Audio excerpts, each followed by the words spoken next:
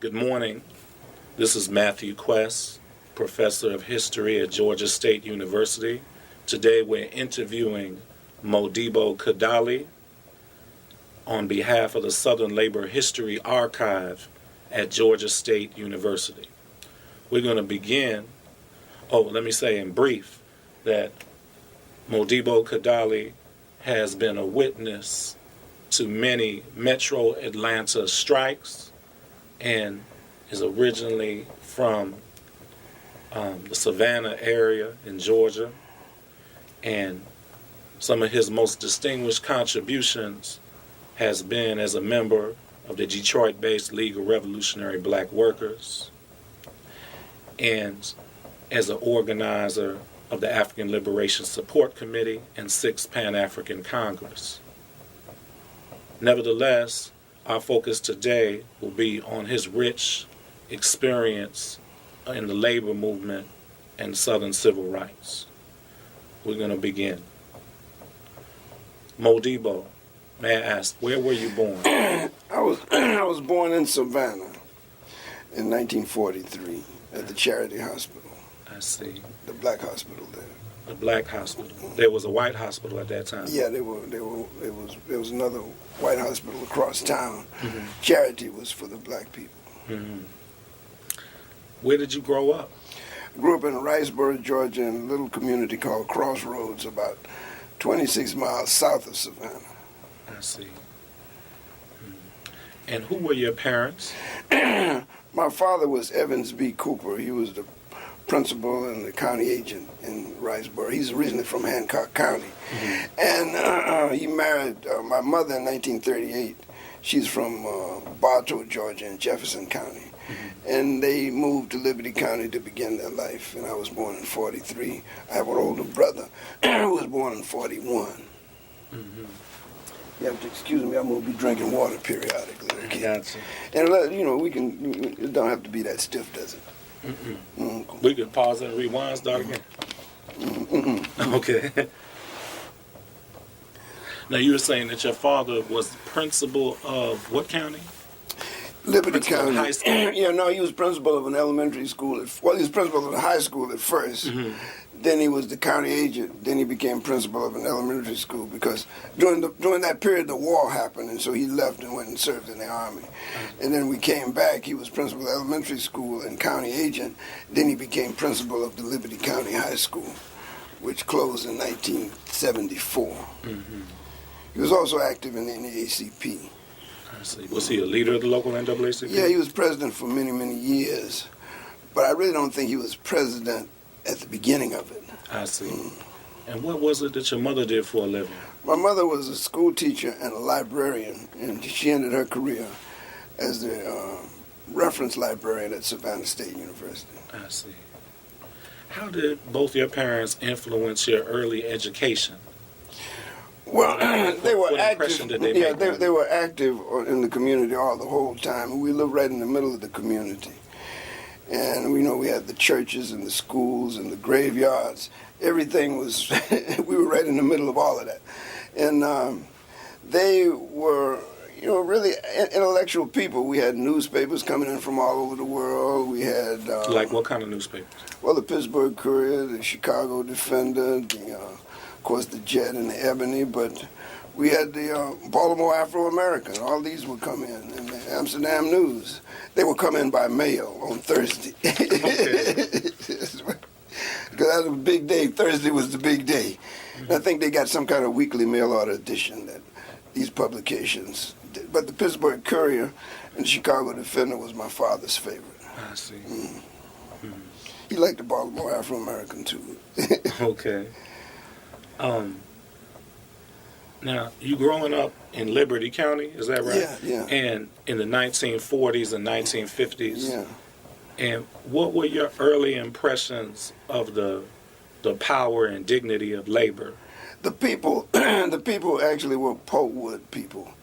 And the majority of the community in Liberty? Majority of the working men, young men and older men. And they were really just physically strong people, man. I mean, they could lift stuff. And this was in the day of labor intensity. They didn't even have, I remember when they brought power saws in. Before that, they had the cross-cut saws. And I remember these people used to load their pulpwood on top of these big trucks by hand with a snaker, with a little thing with a hook on it, but it was manual. And so these men were very, very strong, and the women would fish in the streams, and it was a very rich African influence in my earlier life, even though my father and mother were not originally from that community. How was it if you could clarify, how was it an African influence? It was an African experience because the people would sing and they would go to work, and these people spoke with words, and which I used to speak, but and they were like gullah type words. Yeah, well, they're Geechees. We were called Geechees, and of course people looked down on us as being. Well, they were darker people, strong. They eat fish, they ate rice, they talked different, they worshiped different. So they were not the everyday upcountry people like my father and mother were. How did your mother and father perceive them? My father loved them. He loved the soil. He didn't even leave. I mean, he came down there in the middle of a school year because the principal had died. He came from Savannah State, and he really never left except to serve in the Army. And my mother they loved them too, but they taught us to speak standard English. So I would speak Geechee on the playground and standard English at the dinner table. I see. And so I learned to be semi-bilingual. I see. Yeah. Okay. And how was it that your parents encouraged you toward higher education? At what point did you go off to college? I was asking my mother about this recently, and I didn't know this, but they had taken the SAT and were standardizing the SAT among Southern African American people. And my father wasn't the principal of the high school at that time. He was principal of elementary school. And somehow, I think I scored highest in the county there. And they actually came and recruited me to go take this test.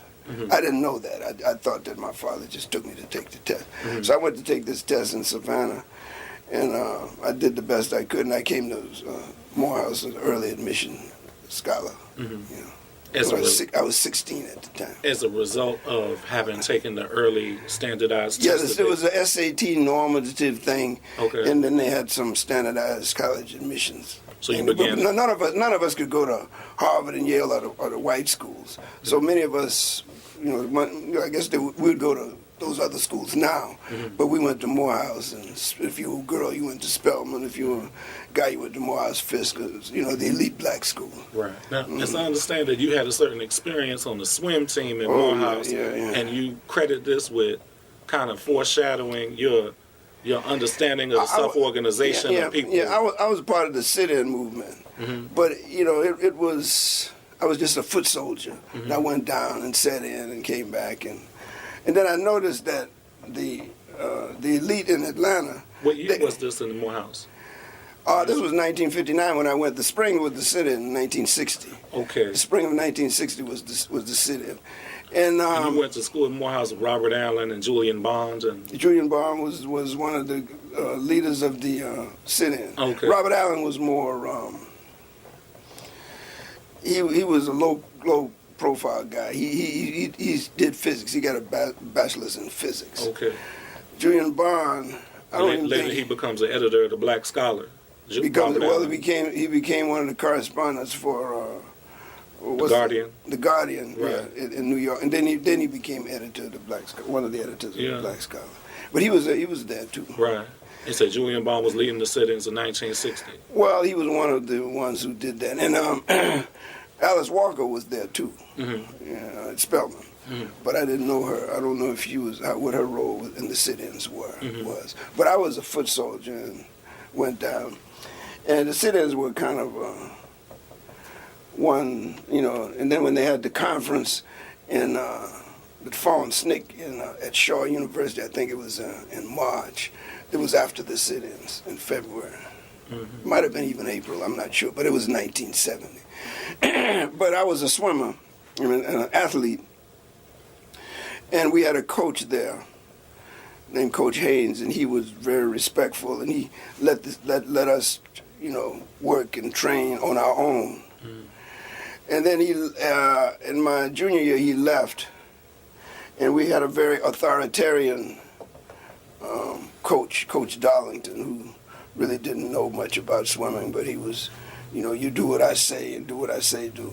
And it got to the point where I was physically attacked, and then the guys just rallied around me. And it was a very shocking, informative experience because I was kicked off the swim team. But the guys just decided they wasn't going to swim no more that year. And that broke a monopoly. Morehouse used to win the SIAC championship every year. That was the first time we didn't win because I couldn't swim because I was off the team. And these guys decided not to. But I didn't instigate anything. Mm-hmm. They did that on their own. It was a very remarkable situation to see these guys do this. Mm-hmm. Nobody said nothing. Nobody roused nothing. Mm-hmm. They just came in the day after we came from Tennessee State and cleaned out their lockers. Mm-hmm. And they came up to my room and said, "Coop, what are we going to do?" Now, Modibo, you had at the beginning of our discussion, we haven't established that at some point, and we can get to it later, but sure. You had changed your name. So you were not born Modibo Kadalie. No, I wasn't. I didn't do that until 1969, 70. Okay, so at that time I was Edward Cooper. Edward Cooper. Yes. Yeah, that's why the guys called me Coop. Right. Yeah, I swam the 100-yard butterfly, the 200-yard butterfly. Okay. And swam the third leg on the relay team. I got you. 4x100 freestyle relay. I got you. So you graduated in what year? I never did graduate. I finished in January of '63, mm-hmm. and I just went on home because if I hadn't, that was the time when all this stuff happened with the swim team, mm-hmm. and if I hadn't finished the requirements for graduation, I don't think I would have ever graduated from Morehouse. Mm-hmm. So you did finish? I did finish the requirements, and I am listed on the program for you June. Didn't go to the ceremony either. I didn't go to the ceremony. Right. Okay. I didn't come back. Right. Right. Okay. Matter of fact, I didn't come back for many years. Right. And at some point you go for a master's degree at Howard? At Howard, yeah, in physiological psychology. Okay. I left here, that was in August of '63. Mm-hmm. And I remember seeing the March on Washington between, I saw it on TV in New York. I had gone upstate New York to work, and then I went to Howard September afterwards. Mm-hmm. Okay. So you get your master's degree in psychology mm-hmm. from Howard University in D.C.? Yeah, I don't get that until 4 or 5 years later. In the meantime, what was happening is... So you enrolled, but you didn't get it for 4 Yeah, I had finished the requirements. I thought I'd finished my thesis, by that summer of '65. Mm-hmm. But somehow it was typed on the wrong bond paper, and I never could get my degree. So there was a bureaucratic glitch. There was a bureaucratic, from getting your big degree. Time bureaucratic glitch, okay. Which put me in a real dilemma because I couldn't get my draft board transferred to Washington D.C. even though I'd lived there for 2 years. Mm-hmm.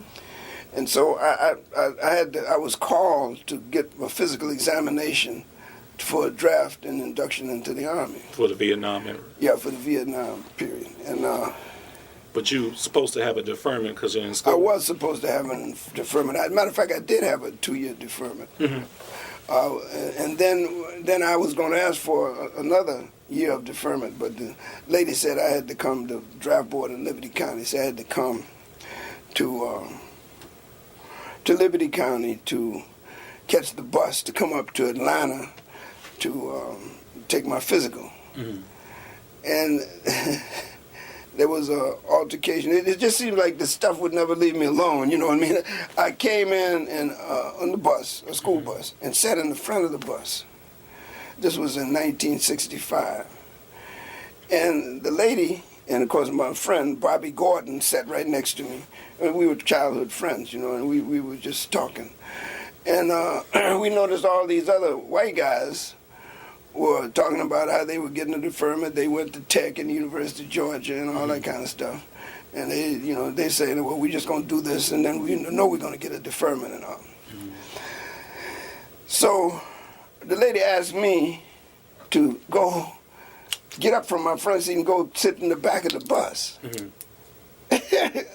I felt like Rosa Parks, you know. I said, no, I can't go. Look, this is 1965. This is the U.S. Your Army is desegregated. What is this? And this was the draft board lady. She was appointed to chair the draft board in the county. And so I come to Atlanta, and I go back to Howard, and then I noticed that as soon as I got back to Howard, I get a letter in the mail saying, no, I got the letter.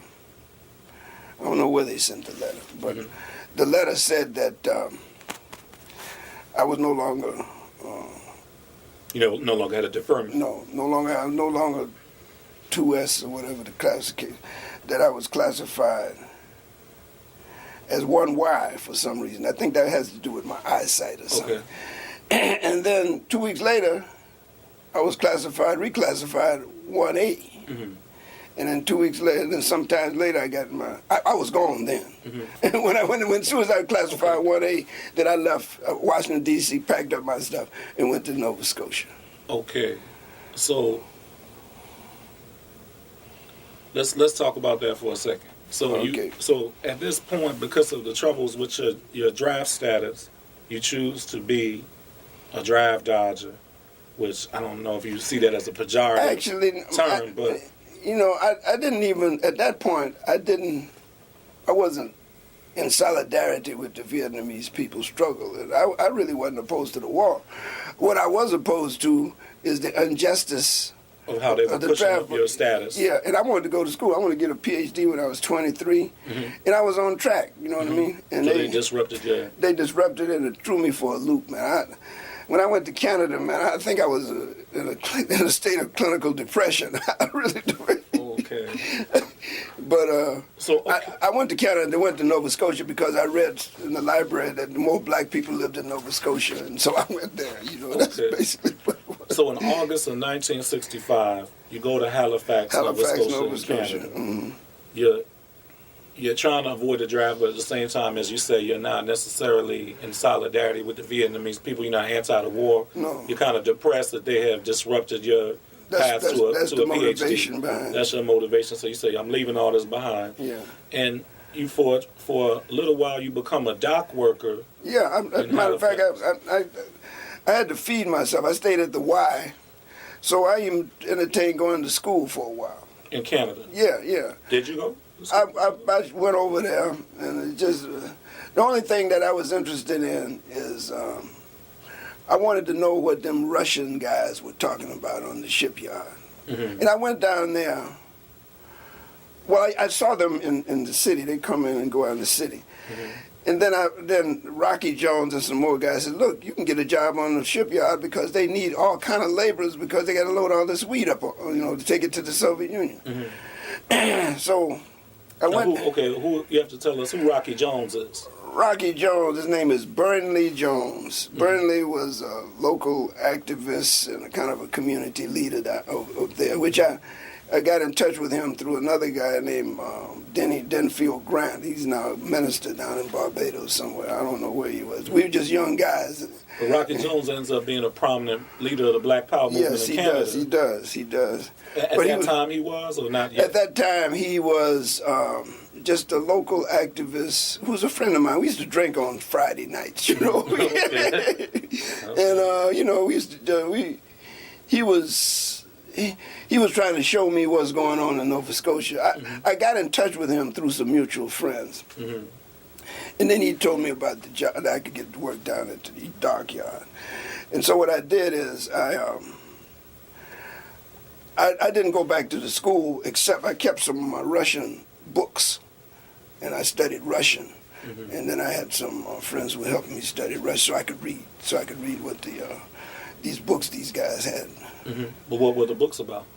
What were they talking about? These Russian. Lenin. What was it? Lenin and the State. They had Lenin and the State, and then they had Lenin and the. They had to collect. Most of them had works of Lenin. Okay. And you could see his picture on the red books. It was about this big, and. So these Russian dock workers that were coming over with these boats, you'd find them in the bars sometimes. Okay. And I never knew any of them personally. But this is during the Cold War, so yeah, you're fascinated to be in dialogue with some Russians. Yeah, they're Russians. You know, the communists, the ones supposed to attack. We were ducking and covering under the chairs and the seats and stuff because they were going to attack America with their nuclear bombs. Right. So you said, here's a chance to talk to some Russians. Yeah, to see what the hell was going on. Right. And some of them could speak a little English and stuff, and I could get. And that's when really I began to see that there's another way of looking at this thing. And they supported the Vietnamese people too. And I began through Rocky Jones and these associations, us discussing and reading stuff. I came to support the Vietnamese and be a conscious, active draft evader. And I really, the war hadn't really gotten off the ground that much yet. And I don't know of anybody else who went up there before I did. In 1965, there was no draft dodging people up there. So I became, I guess I became a draft dodger, but the movement began to be a real movement after that. And Rocky Jones and some other people started advocating anti-war kind of thing. But the Canadian government never supported the war anyway, the American one, because it was selling wheat to Russia, and Russia supported the Vietnamese people's struggle. Okay. So, how is it that you end up in Oklahoma? Well, the St. Lawrence Seaway, my life was, things happening. The St. Lawrence Seaway froze over, and from the whole year, but it was thawing out in the spring. So all those lucrative ships were going up the St. Lawrence Seaway, and they would be unloaded at Toronto and Montreal, and then shipped across by rail. So those jobs dried up. And I went up to Upper Canada, and then I ended up working, stayed in Montreal for a while. And then I ended up working in, that summer, I ended up going to Detroit. Summer of 68? Summer of 65. 65, okay. No, 66, the 66, next year. And I worked in Stroh's Brewery, and I met Charles Simmons. Stroh's Brewery. S-T-R-O. S-T-R-O-H-S. Stroh's Brewery in Detroit. In Detroit. In 66. Yeah. You met Charles Simmons. I was going to work there that summer. And Detroit, of course, shares a border with Canada. Yeah, I remember coming into Canada with no gas in my car. Man, I'm on top of the Ambassador Bridge. I was driving. Detroit, you had no gas in your car. Coming into Detroit. Yeah, and I ran out of gas. I didn't have no money. And I actually put the car in neutral. I had a Volkswagen. Put it in neutral and coasted down because I was at the top. And then I coasted down into the immigration thing. Because you just say, well, you know, the guy says, where you born? And then you've got an American accent, they let you go. So I went on in there and called my cousin. Stayed in my aunt's basement that summer, saved some money, and worked at Stroh's Brewery. At the end of that summer, then I went back up to Canada. Okay, at the end of summer of 66. Yeah, I went back up to Canada. Who is Charles Simmons? Why is he a significant person in your life? Well, Charles Simmons had just come back from Cuba. He was one of the student activists. I think he and General and some other people had gone to John Baker, which we can talk about later, had gone to Cuba. He's originally from Detroit. Part of the Uhuru group? Yeah. Okay. And he just happened to, we broke in to work that same day at the Stroh's Brewery. As a matter of fact, our lockers were right beside one another. Okay. And I was reading some Russian stuff, but mostly I was reading Khalil Gibran and some other poetic, romantic Camus, philosophers and stuff. Yeah, I was just reading dabbling. And he was reading Che Guevara and Fidel Castro, so we was exchanging books. And I'm sure he probably had already read my stuff before, but he was interested and so we would talk. I don't know how deep you want me to go into. You're doing fine. You're doing fine. I'm looking at the time. We're doing fine. So, Charles Charles Simmons later became important because he's a major leader of the League of Revolutionary. He put me in touch with the League when I came back 2 years later after being in Oklahoma. So what gets you to Oklahoma? Well, let me explain. Okay. At the end of that summer, I went back up to Canada. Right. Now I'm conscious. I'm a different guy now. Okay. I'm conscious to the extent that I could be. Right. And so, I'm saying we need to help these guys get up here and settle down in Canada. So I didn't go too far. Facilitate the draft movement. Yeah, right. They're starting to come over at Detroit. Okay. And I started knowing who they were and and who supports this stuff. Right. And so I didn't go all the way up to Detroit, back up to Montreal, Nova Scotia. I went back to London, Ontario, which is close to Detroit. And I worked in a library. And I was also entertaining notions of going back to school. So I went up to the school, and I don't know, man, just the school thing was... What school? The University of Western Ontario. Oh, okay. I had thought about going there. Uh-huh. And I went up there, and I just couldn't anymore. I actually got a job as a researcher in a lab for a few minutes, but I was doing rat work like I was doing at Howard, rats and pigeons and all that stuff. One day I just walked out. You were doing research work regarding psychology in relation to rats and pigeons. At a lab at the University of Western Ontario. In Western Ontario, which carried over your work that you had been doing. But I could do that stuff. Right, yeah. But my heart and mind and everything was just, and so my college sweetheart Charlotte Ellis, she came up a couple of times, and then we decided to get married. She worked in the library, and then I got a little part-time job. Just part-time jobs wherever I could. And then we decided, Charlotte says, look, we don't have to do this. You got a master's degree in psychology, and, we need to go somewhere and get you on your career. So she got in touch with some of her family members back in Atlanta here, and they found a job for me at Langston University in Oklahoma. That's how you get to Oklahoma. That's how I get to Oklahoma. Charlotte's mother's and father's friend was the president. And that's how I got there. So you're in Oklahoma from 67? 67, because I know it because the World's Fair was in Montreal in 67. Okay. So we went to the World's Fair, and then we left and came to Langston. So are you an administrator? No, I'm on the faculty. You're on the faculty. I get a faculty appointment. Teaching psychology. You were teaching psychology at Langston University in Oklahoma from 67 to 69. To 68, I think. 68, yeah. Because you're inspired to go to Detroit because of an event in 68. Yeah, that was the Dodge Main strike. Okay. Why don't we take a break there, and we'll come back and we'll talk about the Dodge Main strike and your movement to Detroit. All right.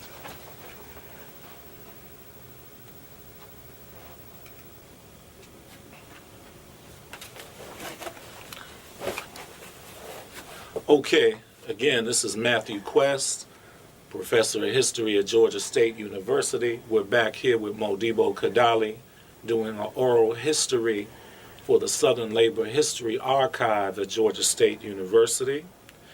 And in this segment, we are going to be discussing the period 1966 to 1973, where our major themes will be the urban uprising in Detroit of 1967, the Dodge Main strike of 1968, from 1969 to 1971. Modibo was involved with the League of Revolutionary Black Workers.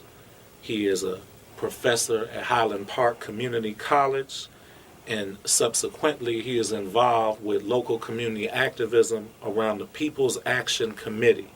And in these years, he meets two very influential people in his life, the Pan-African historian CLR James and the dynamic Black Power activist who we find out happened to grow up right near him in Savannah, Komozi Mohammed. But we are going to begin with reflections on the Detroit Rebellion and his early friendship with another member of the League that he met at the Stroh's Beer Factory, Charles Simmons. Charles Simmons. Now, Modibo, what would you like to share with us again about Charles Simmons around 1966-67? Well, he had just come back from Cuba, as I said, but we were just friends. We worked on the same pasteurizer. We had worked on the same shift. We had the lockers right there together, and we shared books. He always bring some books he'd put in his locker. I had some books. We just share like that, and the friendship grew. And I was going to the Wayne State Library, and I met a young lady down there by the name of Cheryl Simpkins. Cheryl and I became very close, and so I had a date with Cheryl, and I was supposed to bring Cheryl by the apartment, and Charles was supposed to let me, because I lived in the basement with my mother's older sister, Lena, and I lived in the basement, and she lived there with my cousin Sam. But I remember, so Charles said, why don't you come over to the place and take a look, and then we'll see what we can do. So I went over there one night. As a matter of fact, I was supposed to leave and go back and pick up Cheryl. But Charles and I started talking, and I do remember this. I do remember this very night. I mean, I walked into the place, and he had Malcolm X on the wall, he had Che Guevara, he had Marx, and he had, he had Ho Chi Minh. I didn't know who that was. I asked him who that was. He said, that's Ho Chi Minh. I said, oh, okay. And he had these pictures all around. And we started talking. We talked all night long. And the sun came up, and I forgot all about Cheryl. I really had. And I had to apologize to Cheryl later, but we were talking, and the sun came up. You know, and I said, oh, my goodness. But it was... And what year was that again? This was the summer of '66. Summer of '66. Yeah. Mm. Okay. And this later. Is before you go to Oklahoma, or after? Yes, before. Before. Okay. So I then later I go back up to London, Ontario, and I'm back and forth. And I did get married that December. I went down and picked up Charlotte, my wife at the time, and she lived in London with me until about June or so. And then she and her family helped me get the job at Langston. But what I want to do is talk about we didn't leave Canada until after the World's Fair. We went back up to Montreal. Lived in a house with some hippies and draft dodgers, an abandoned house for about a week or so. These people were just squatting in the house, and we were squatting with them. So we lived there for about a week, and then got to understand what the fair was all about, and then we packed up our stuff and was beginning to start to Oklahoma. Oh, we were going to start Oklahoma in September, but that July. Mm-hmm. Let me ask you a quick question about 1967 in Montreal. Mm-hmm. Did you come across the Caribbean International Service Bureau people, Alfie Roberts? And no, I didn't. Did you saw the McGill? You have a McGill Black Spark newsletter. That's from 1967. So you were around McGill at that time. Yeah, but I didn't know those people. So you saw their publication. Yeah, but you didn't know them. You never met them. I didn't know who they were. Okay, and they were talking about CLR James. Yeah, but I didn't know who he was. You didn't know who CLR James was, but you had the publication. Yeah. That's interesting. I had the publication, and I picked up newspapers and stuff. So they were circulating stuff, but you never met them. No, I never met them. And you didn't know who CLR James was at that time. No, I didn't. And the only thing that I remember about the World's Fair is they had an Indians of Canada pavilion. Okay. which was kind of haunting. You know, you go in there with nobody there, and there's this voice talking. You know what I mean? And that's the only, I saw the Ethiopian, Brazilian, the Bavarian, and all those big extravagant, but it was the Native Americans that got to me. Anyway, in the meantime, we're still living in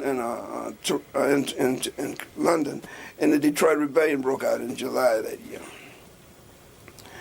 And I wanted to come back to Detroit, but I couldn't come back because the borders were sealed off. But after the rebellion had subsided, I did manage to come back to Detroit and visit my cousin Sam. We lived on Straterman Street. It was my aunt, where I worked when I worked at the Stroh's Brewery. I lived with my aunt in the basement, and it was not very far from 12th Street, which is now Rosa Parks Boulevard. And there's a Safeway food store in there. So I began to talk with Sam and ask him what happened. And Sam said, "Man, the niggas went crazy around here. That's all I can say." so I said, how did they go crazy? He said, "Man, they just looting and carrying on and burning houses down." I said, "Sam, wait a minute. Let's go up to the." He says they took all the food out of the Kroger. So I went up to was it a Kroger or Safeway, and so I went up to the store, and it was nothing in there of value. And I said, "Sam, how long did they take to take all this food out?" He says, "All those little boys and stuff, they form a line, and I said, "Well, what did they do with the food?" He said, "They distributed up and down the street." And he said they distributed to the old lady at the end of the street first, and they made sure she was taken care of. And so I said, "Sam, did you get anything?" He says, "Yeah, we can go home. We can see all what I've got." And then I went across the street to the barber shop. It was a Muslim barber shop across the street, black Muslims. And these guys were saying, "I'm with Rat Brown. I'm with Rat Brown." They call him Rat Brown. And I said, call him Rat. Yeah. I said, did you ever see what was happening across the street? He said, "Yeah, them little brothers cleaned that place out." I said, "How long did it take?" He said, "Well, it didn't take them but a couple of hours. They had everything out of there." And I said, "Did they burn it?" He said, "Then they burned it down." But anyway, the point I'm making is that these little kids had organized. You said little kids, teenagers? Teenagers and little kids, and they organized a food distribution network that and was feeding everybody, man. Really, they were. But see, and then I found that very amazing. And then after that, we went out to Langston, and there we met this black president his name was Hale, Dr. Hale. He ran this place as if it was his own fiefdom. No democracy, no nothing. And he was regarded as a leader of the black community. But the Board of Regents in Oklahoma had put him there to keep the black people quiet. The guy was actually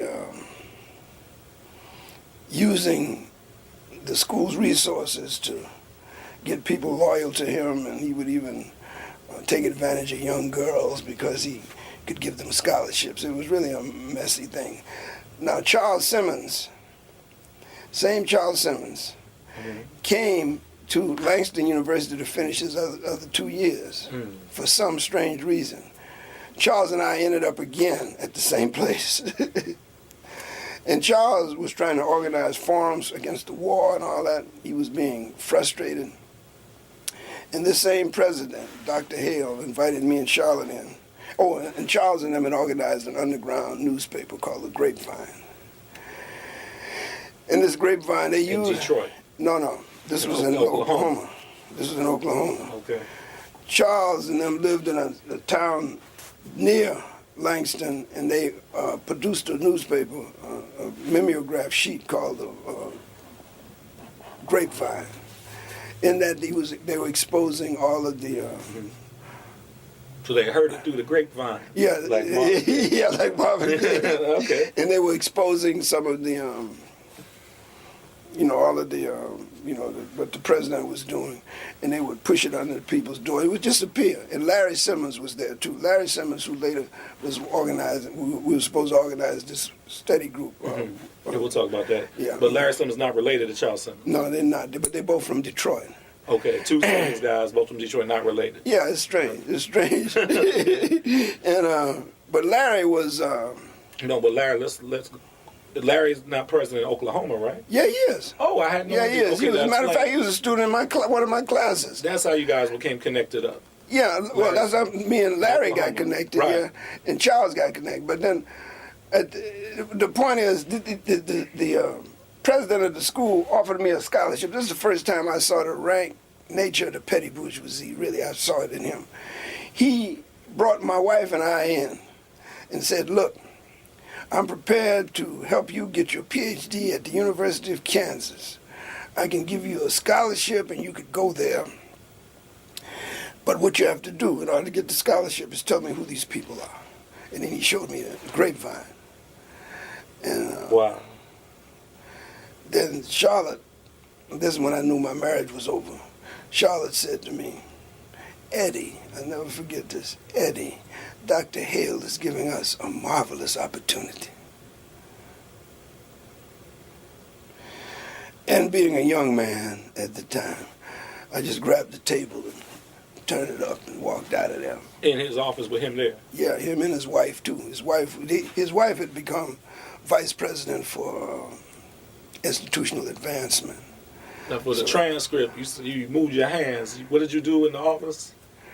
I turned the table upside down. Up in his face. Him and his wife. And his wife. Yeah, and walked out of there. Uh-huh.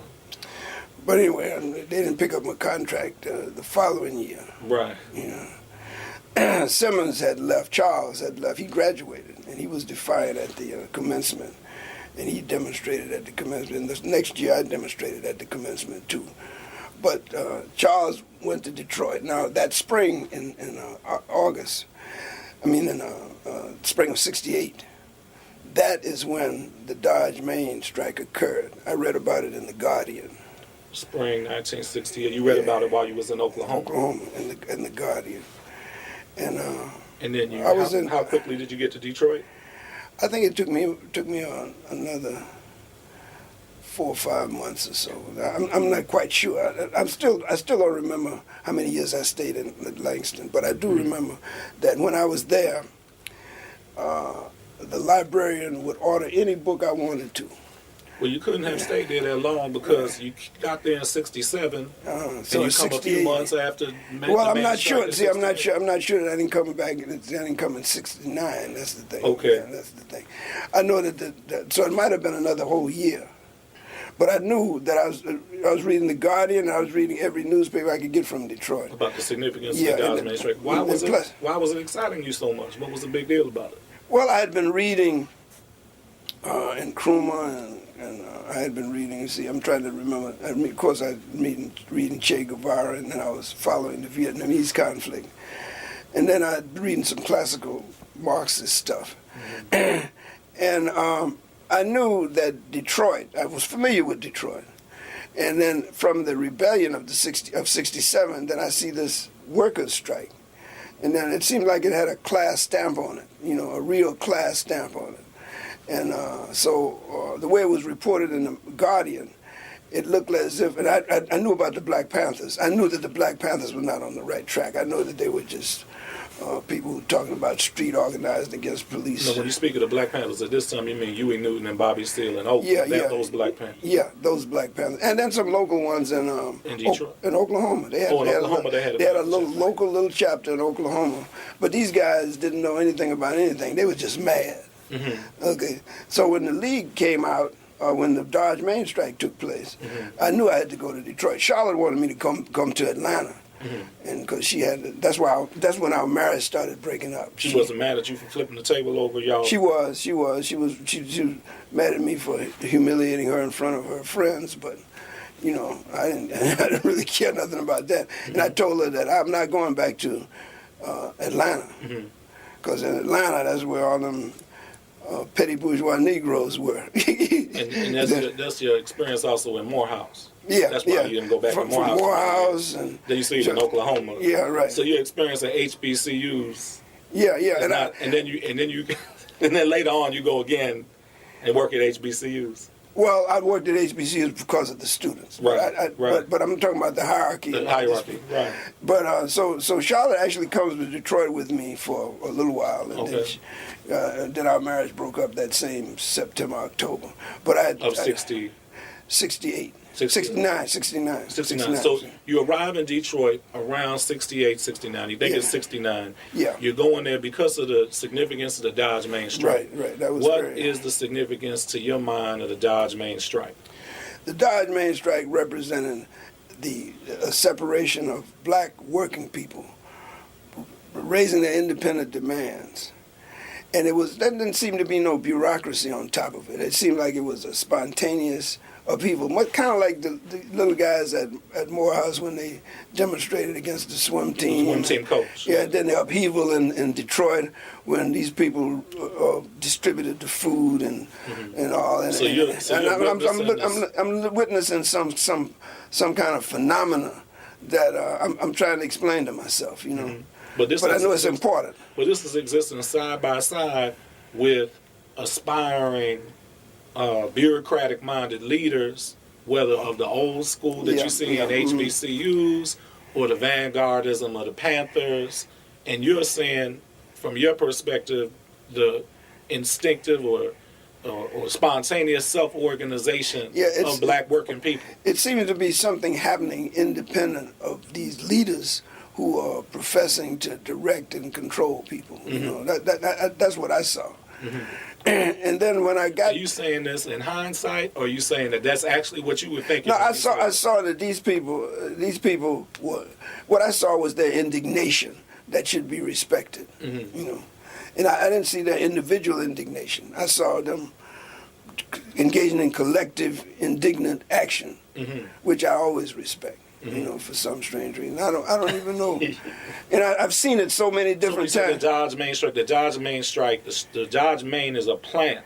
Yeah, in Hamtramck, in Hamtramck, Michigan. Okay, and out of that, the first what they call the RUMs, the Revolutionary Union movements, emerged, which were popular committees of workers leading strikes independent of the union. Let me just say what happened when I got back to Detroit. All right. When I got back to Detroit, Charles Simmons was already there.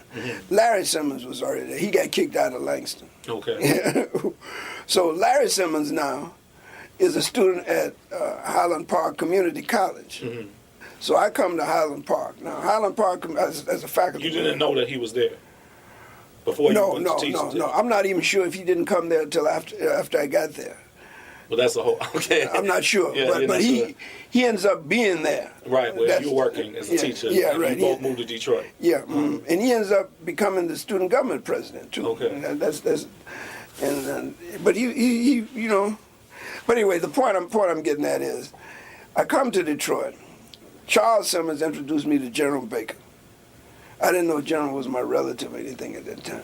But he introduces me to General Baker. And General Baker is who? General Baker was regarded at that time as the chair of DRUM, which was emerging and becoming the League of Revolutionary Black Workers. Okay. He was the most influential worker of the drum strike. Of the drum strike, and he was known, he was charismatic, he was culturally identified as a worker. He was not nothing petty bourgeoisie about General at all. Okay. General was down, what people call, he was a down brother, you know. Okay. I mean, he was showed up down, and people respected him all over.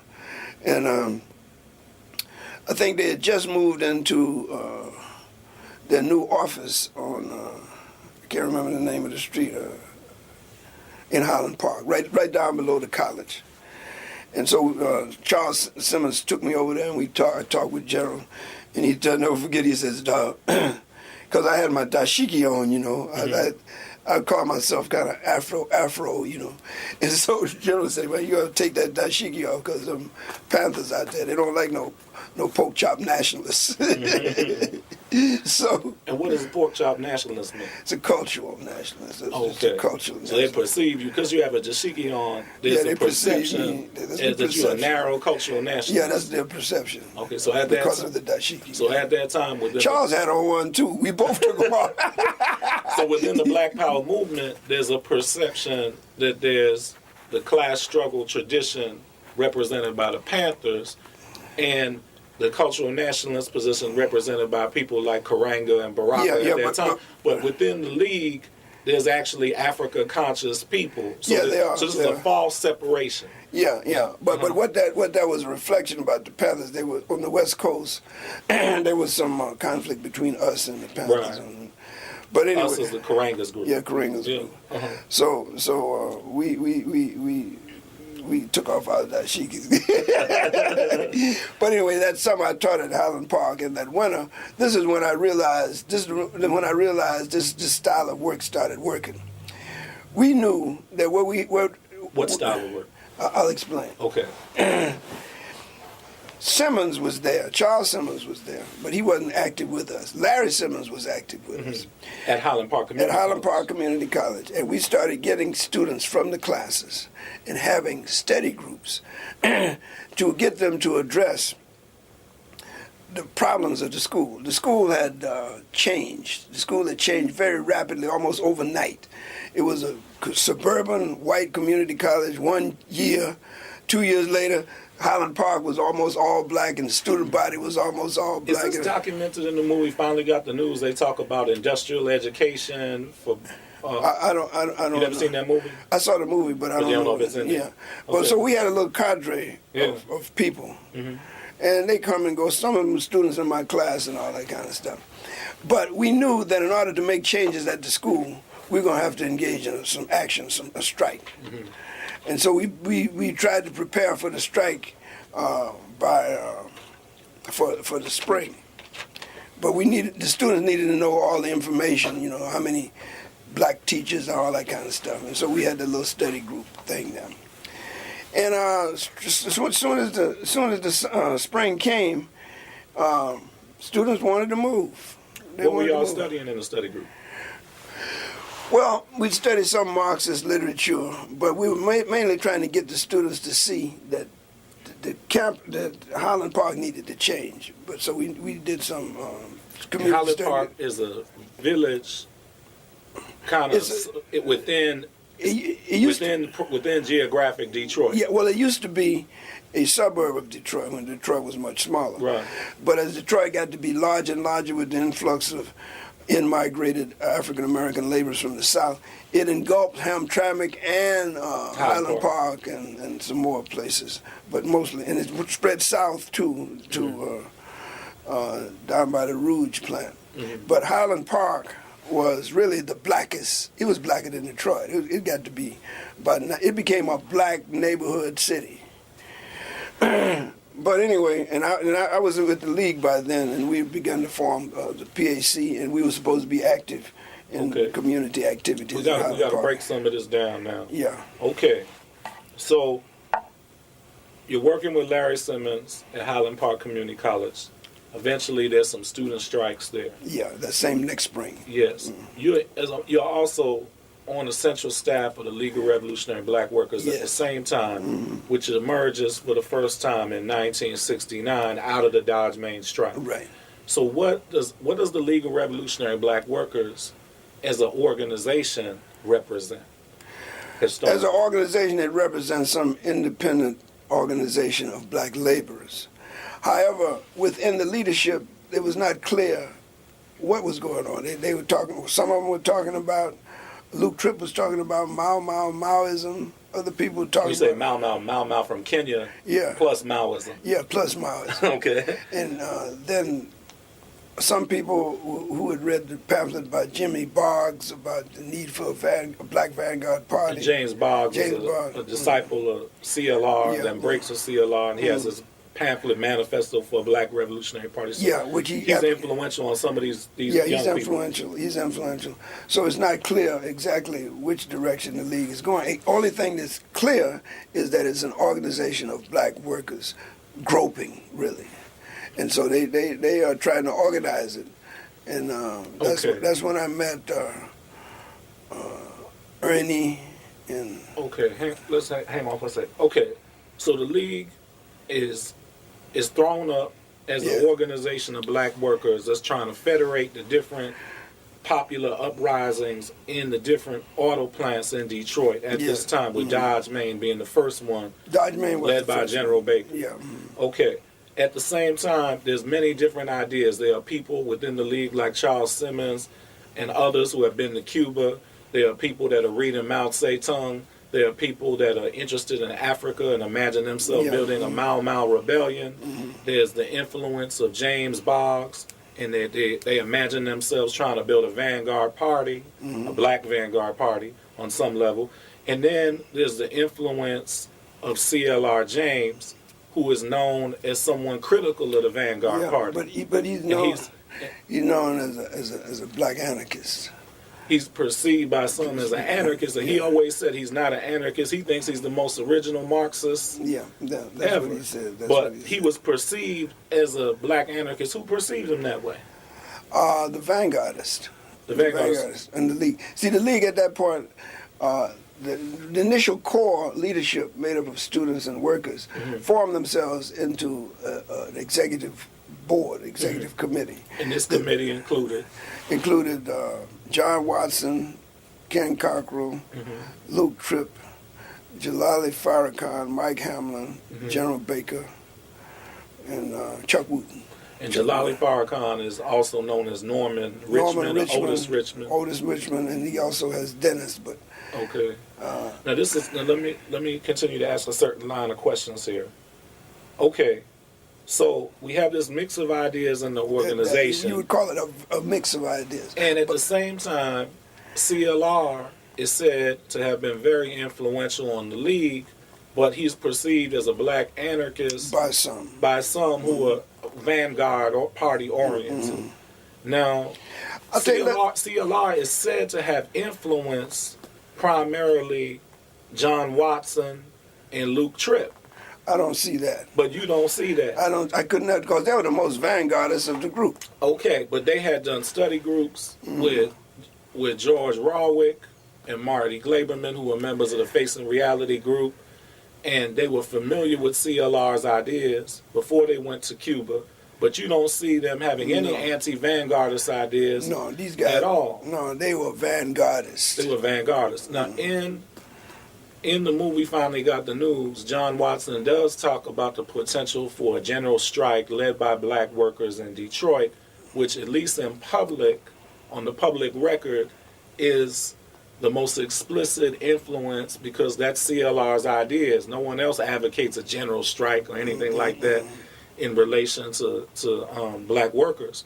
So, but then this is where it's important to trace how CLR influenced yourself and Komozi Mohammed in the attempt to influence or combat the vanguardist tendencies within the League. Yeah, well, we saw. Let me explain. First, we have to say who CLR is, how you met him, and who is Komozi Mohammed. Okay, let's talk about how I met CLR and Willie and the cadre at Facing Reality. Okay. I was living with Jalali Farrakhan, and from the spring, summer of '69, all the way through '70. And he was coming and going because he was a draft dodge as well from Canada. So that's why his name is not associated with the executive board as much as some other names. Because he's really based in Canada across the bridge. Plus, he's underground. He's not.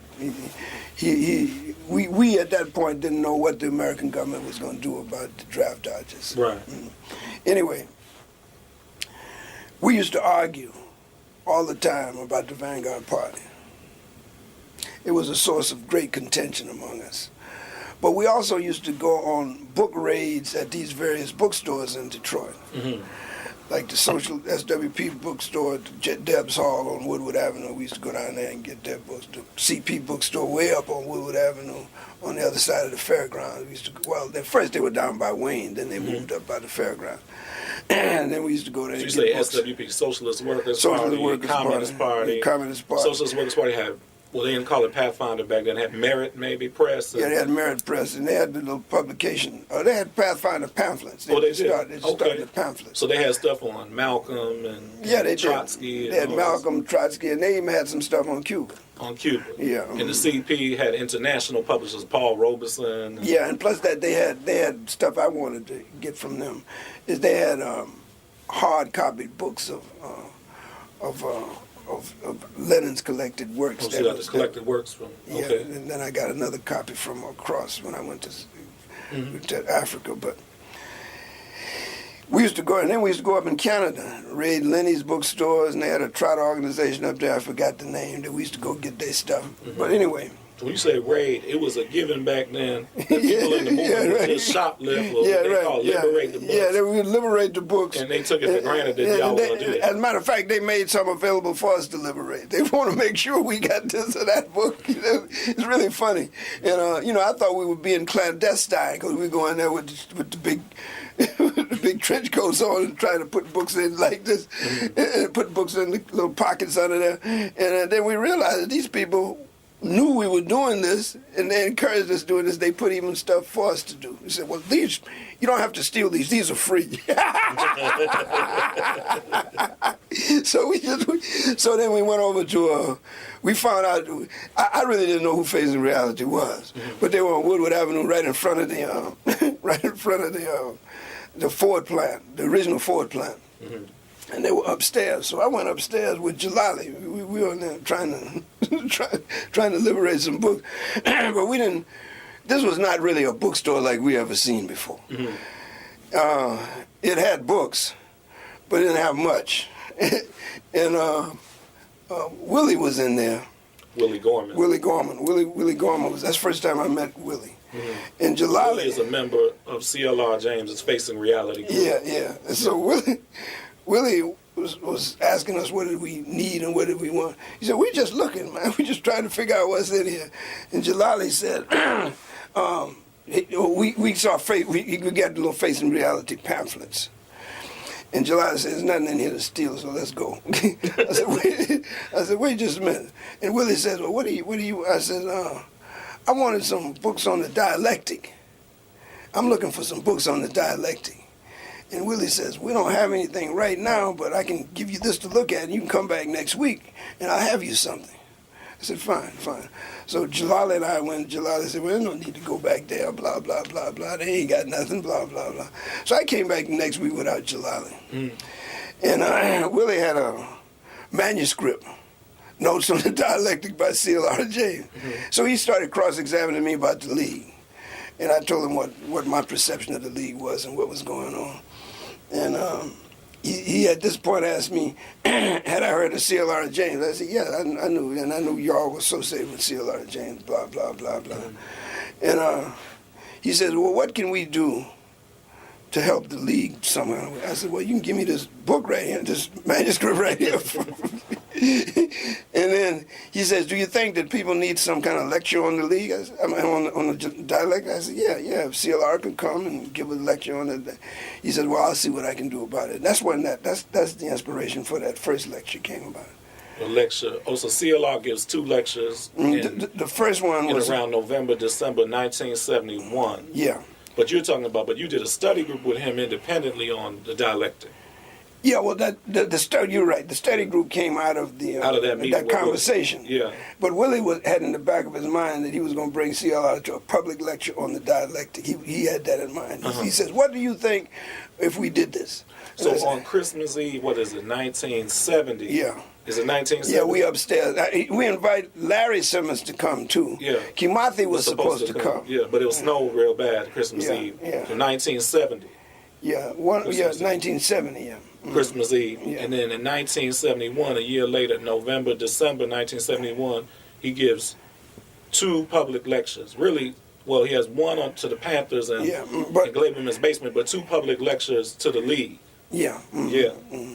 And CLR he does, yeah. But by that time, people of reading, trying to read his notes on the dialectic, and I'm trying to engage Jalali on this. He don't want no. And so CLR writes notes on dialectics in 1948, and then compiles it as a publication at this time for public consumption for the first time. The way in which he did that, it was a mimeographed, typewritten thing between two colored brown color. I still have my copy. Two brown sheets of construction paper with a band taped in and taped it in the end, bound.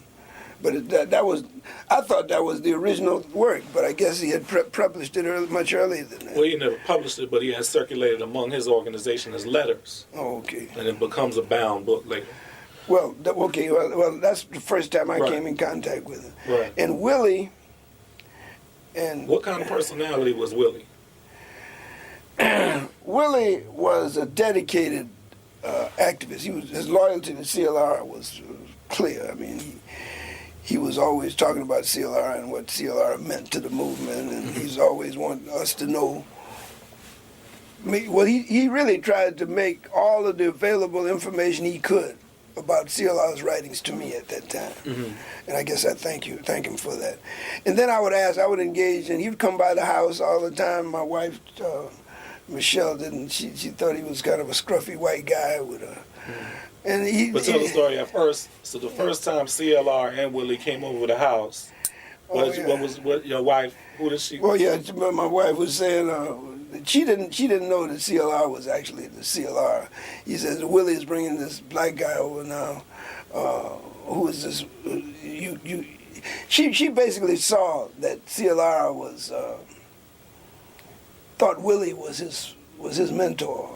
So CLR was a follower of the white left led by Willie. Yeah, that's led by Willie. But actually, Willie is a disciple of CLR. CLR is the leader, but she didn't imagine that was the case. Yeah. Plus, she knew Willie. She knew who Willie was because Willie had come over there before. Yeah. So when Willie brings CLR, then he's just bringing a black guy tagging along with him. Right. But it was clear to me, I don't know why she didn't see it, that Willie was...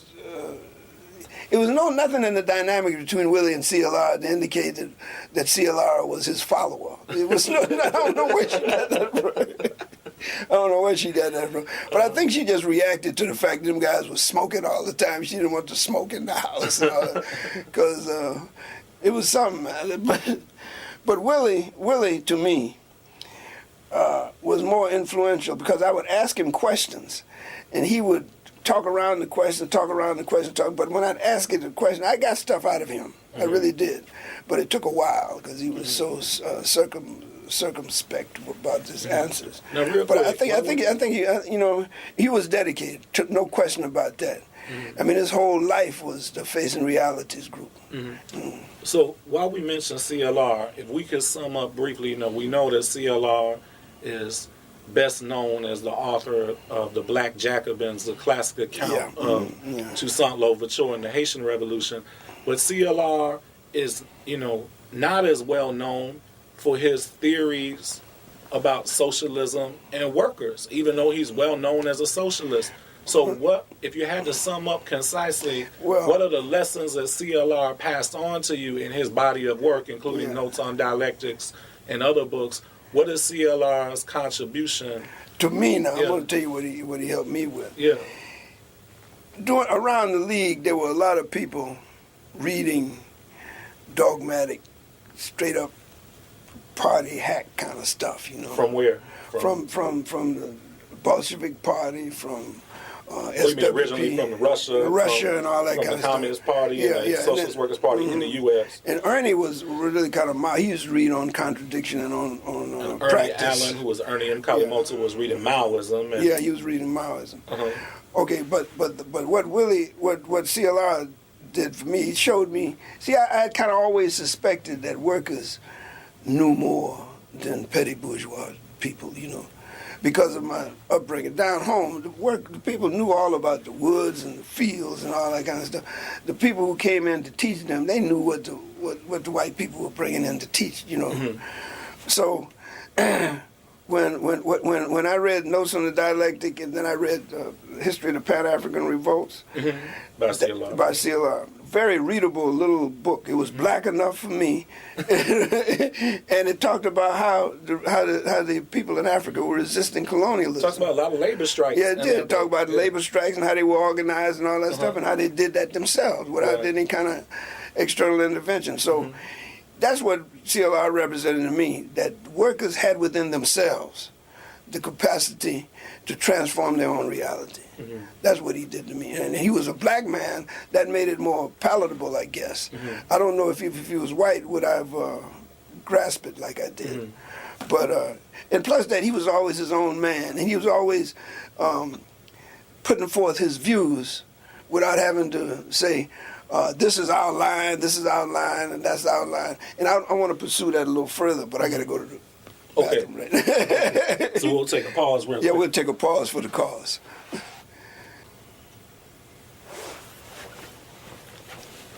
Okay, we're back here with Modibo Kadalie.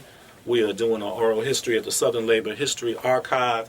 And just before we broke, he was telling us about the influence of CLR James's political thought on his conception of labor. So let's have him continue with that for a moment. Yeah, when I read History of Pan-African Revolts, that was a turning point. It was really easy to read, and it was a little small book. And I think it was the version that was just published in Washington, D.C., I think. Anyway, he just documented each resistance struggle and what the laboring population of Africa was doing in the face of the encroachment of imperialism. And he put names and dates and faces with it and what they were trying to do. So that was helpful. I read the Modern Politics as well. Modern Politics, yeah, lectures from 1960. Yeah, and Modern Politics, he was talking about the Greek city-states, and he was talking about the role of the slaves. But when I read that, I really was kind of, I had some kind of pause with the point that he was trying to push off the Greek city-states as really models of democracy, and then it was big slaves, and the slaves were outside of the forum. So I had some problems with that, but the narrative that he gave, and then when he started talking about the Jacobins, and then he's talking about Robespierre and all that kind of stuff, that gave Black me, Jacobins. Yeah, that gave me an idea of how bourgeois revolution had unfolded in Europe. And I've seen him actually I've heard him assert that there's been only one revolution, and that's when the bourgeoisie came to power. And so, and we were trying to understand the Cuban Revolution, or the so-called Cuban Revolution, the Chinese Revolution, so-called the Bolshevik Revolution, and CLR really was trying to explain how revolution takes place within the points of production. Now, I can associate that with the League, when he started talking about the revolutionary committees and the workers' councils, and I can associate that with the potential in the League.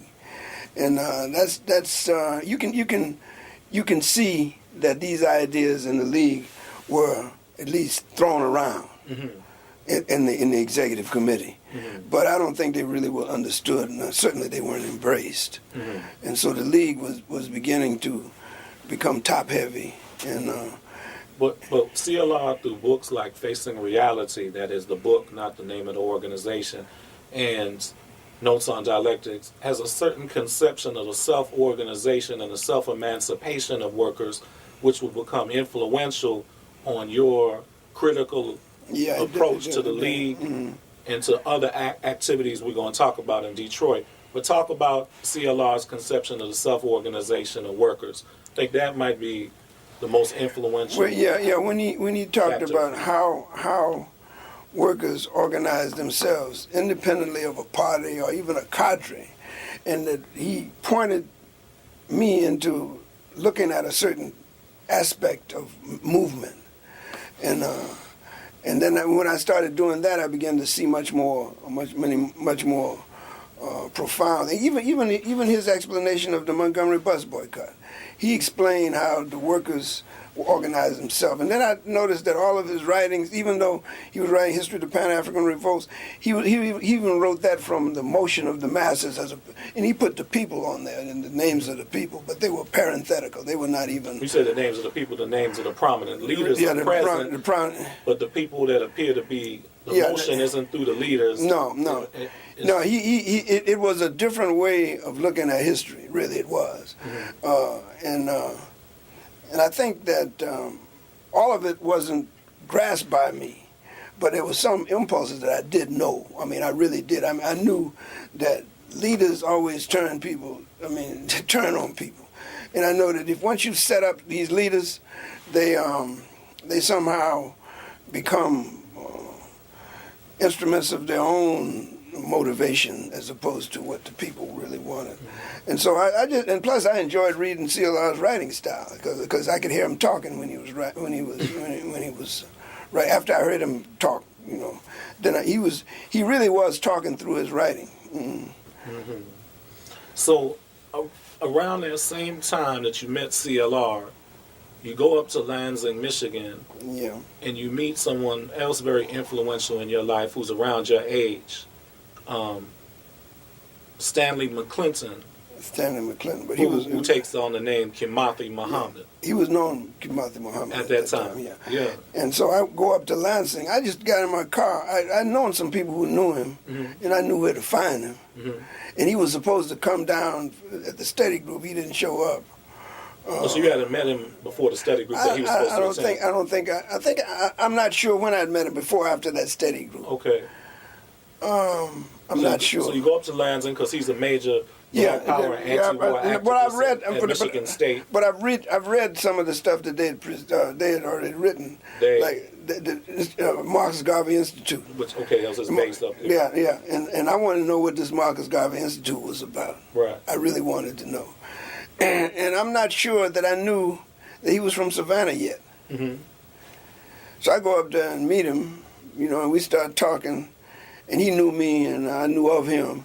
And so we started talking. I just asked him, man, where you from? He said, oh, well, I'm from Savannah. I said, yeah? And he knew where Reidsville was, where I grew up. Right. Yeah, so we got to be real good friends after that, man. He was political, he was a really intense young man.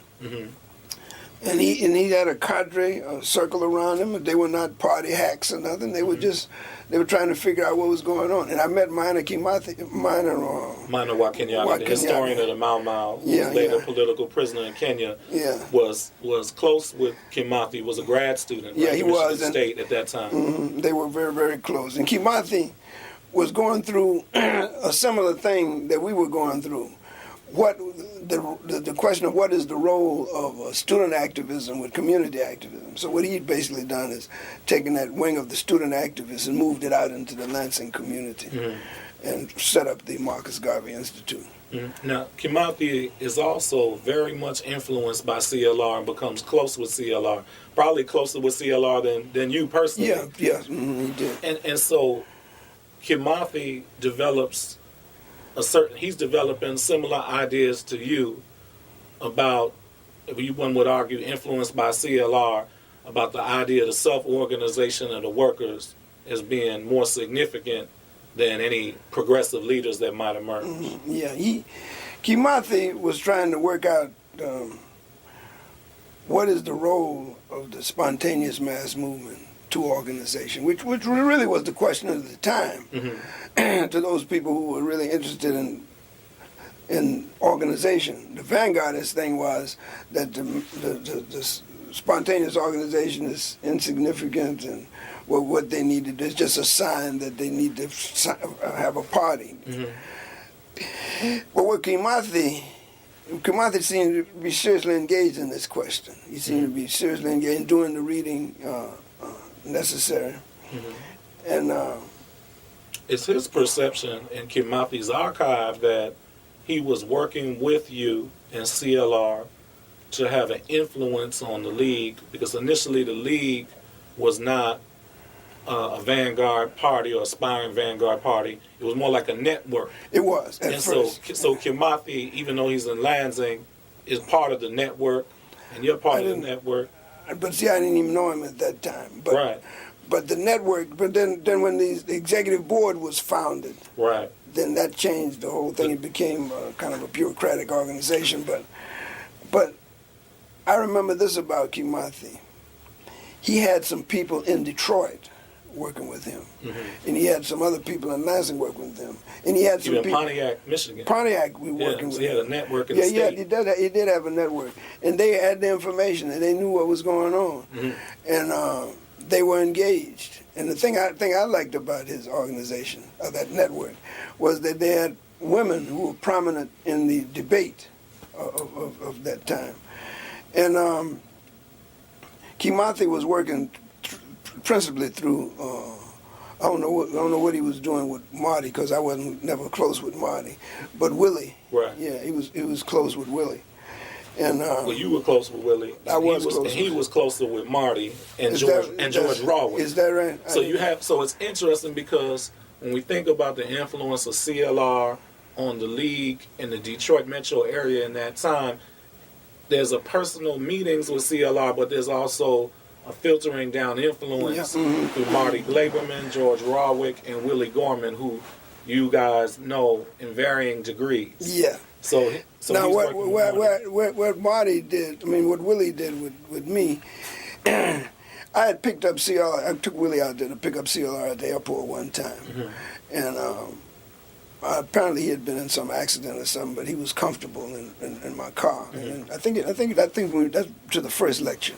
He was a car accident, and he had a car accident where he was injured badly in 1961 in Jamaica. Yeah, maybe that's what So he's it very was. paranoid about. He's very paranoid About not getting in a car accident. Yeah, and so what happened was, anytime CLR would come to Detroit, I kind of knew it, because Marty would call me to go pick him up at the airport, because he requested that I pick him up at the airport. You like the way you drove. Yeah. So he, and then he I think he just knew me as this interesting league guy who used to come and pick him up at the airport, who he wasn't scared of his driving.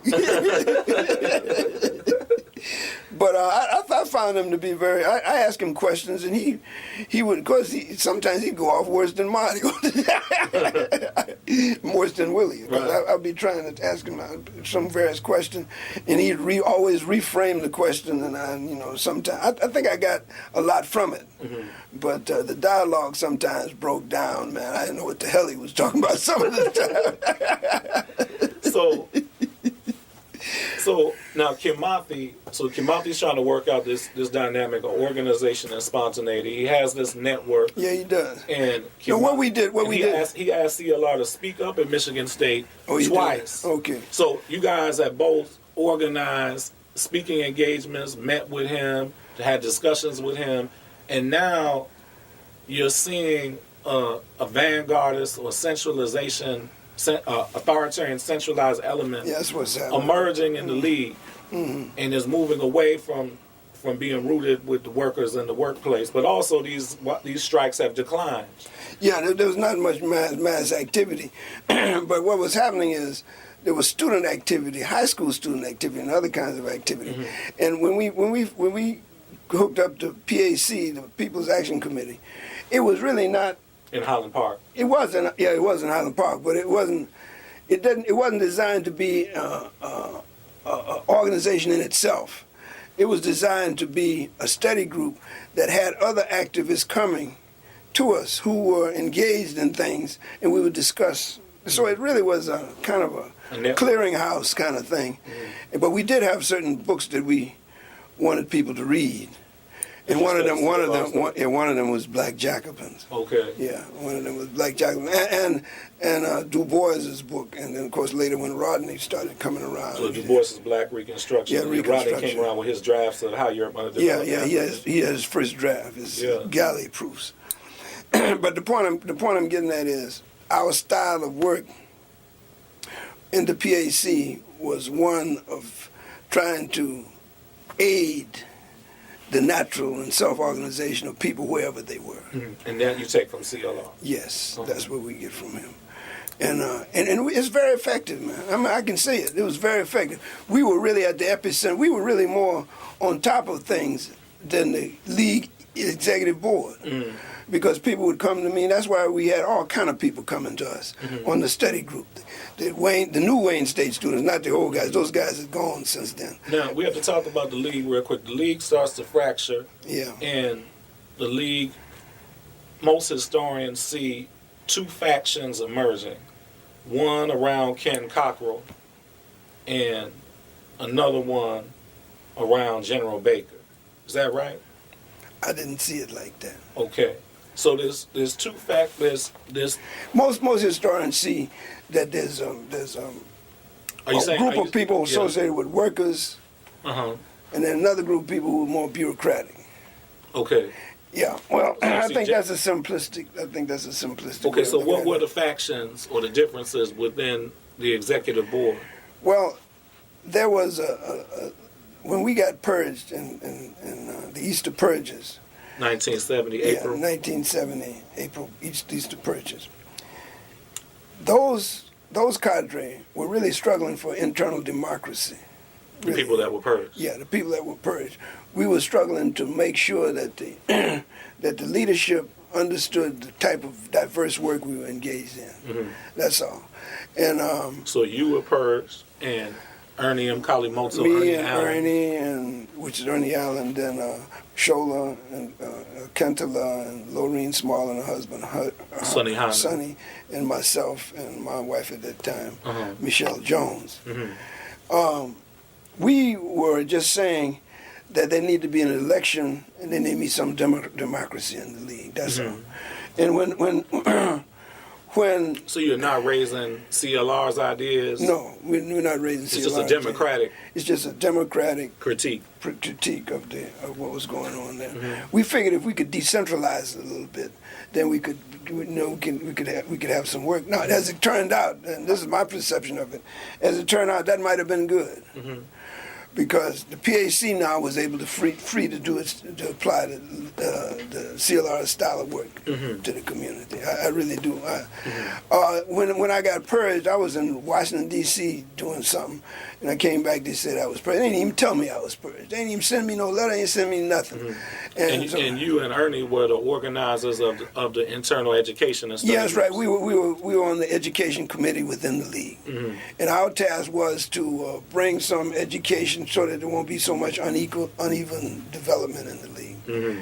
And I was surprised, really was surprised, because we hadn't done nothing, really.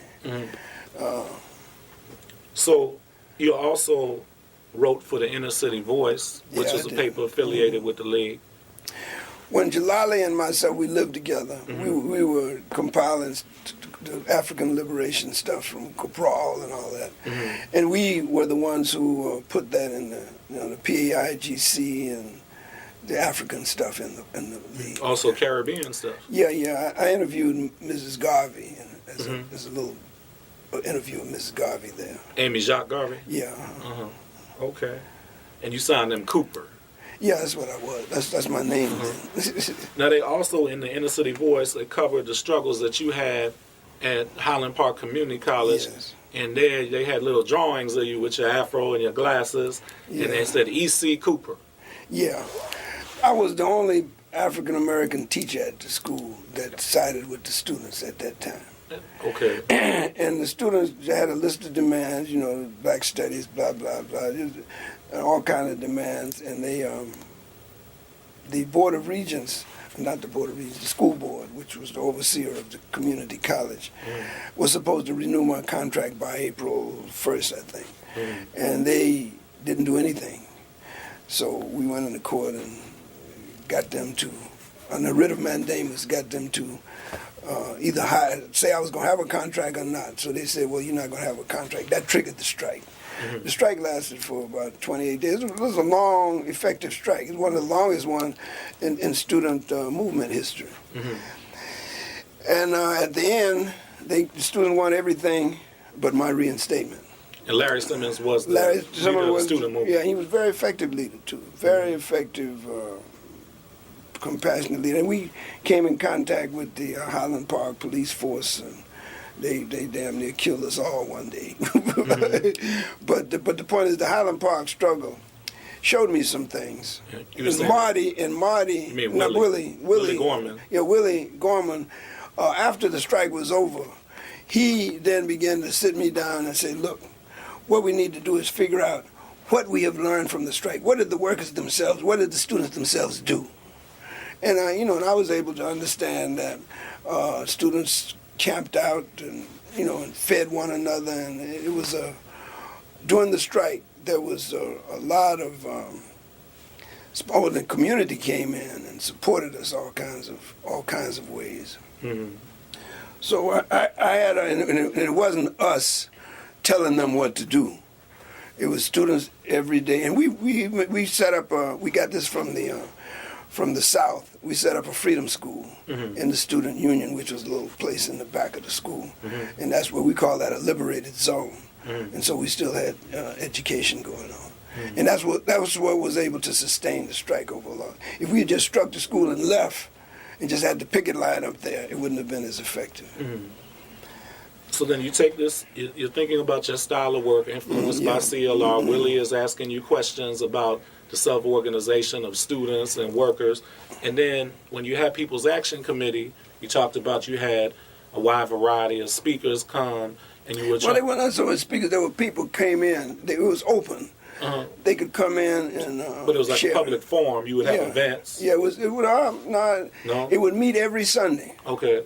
Every Sunday at 9 o'clock in the basement on the bottom floor of my house. And then they would come in there, and we would have the little reading list, and then other people could be invited, and they would come in there and share their experience in their activism. We had housing workers, we had the school board, the people who wanted to recall the school board, and the people who wanted to recall the mayor of Highland Park.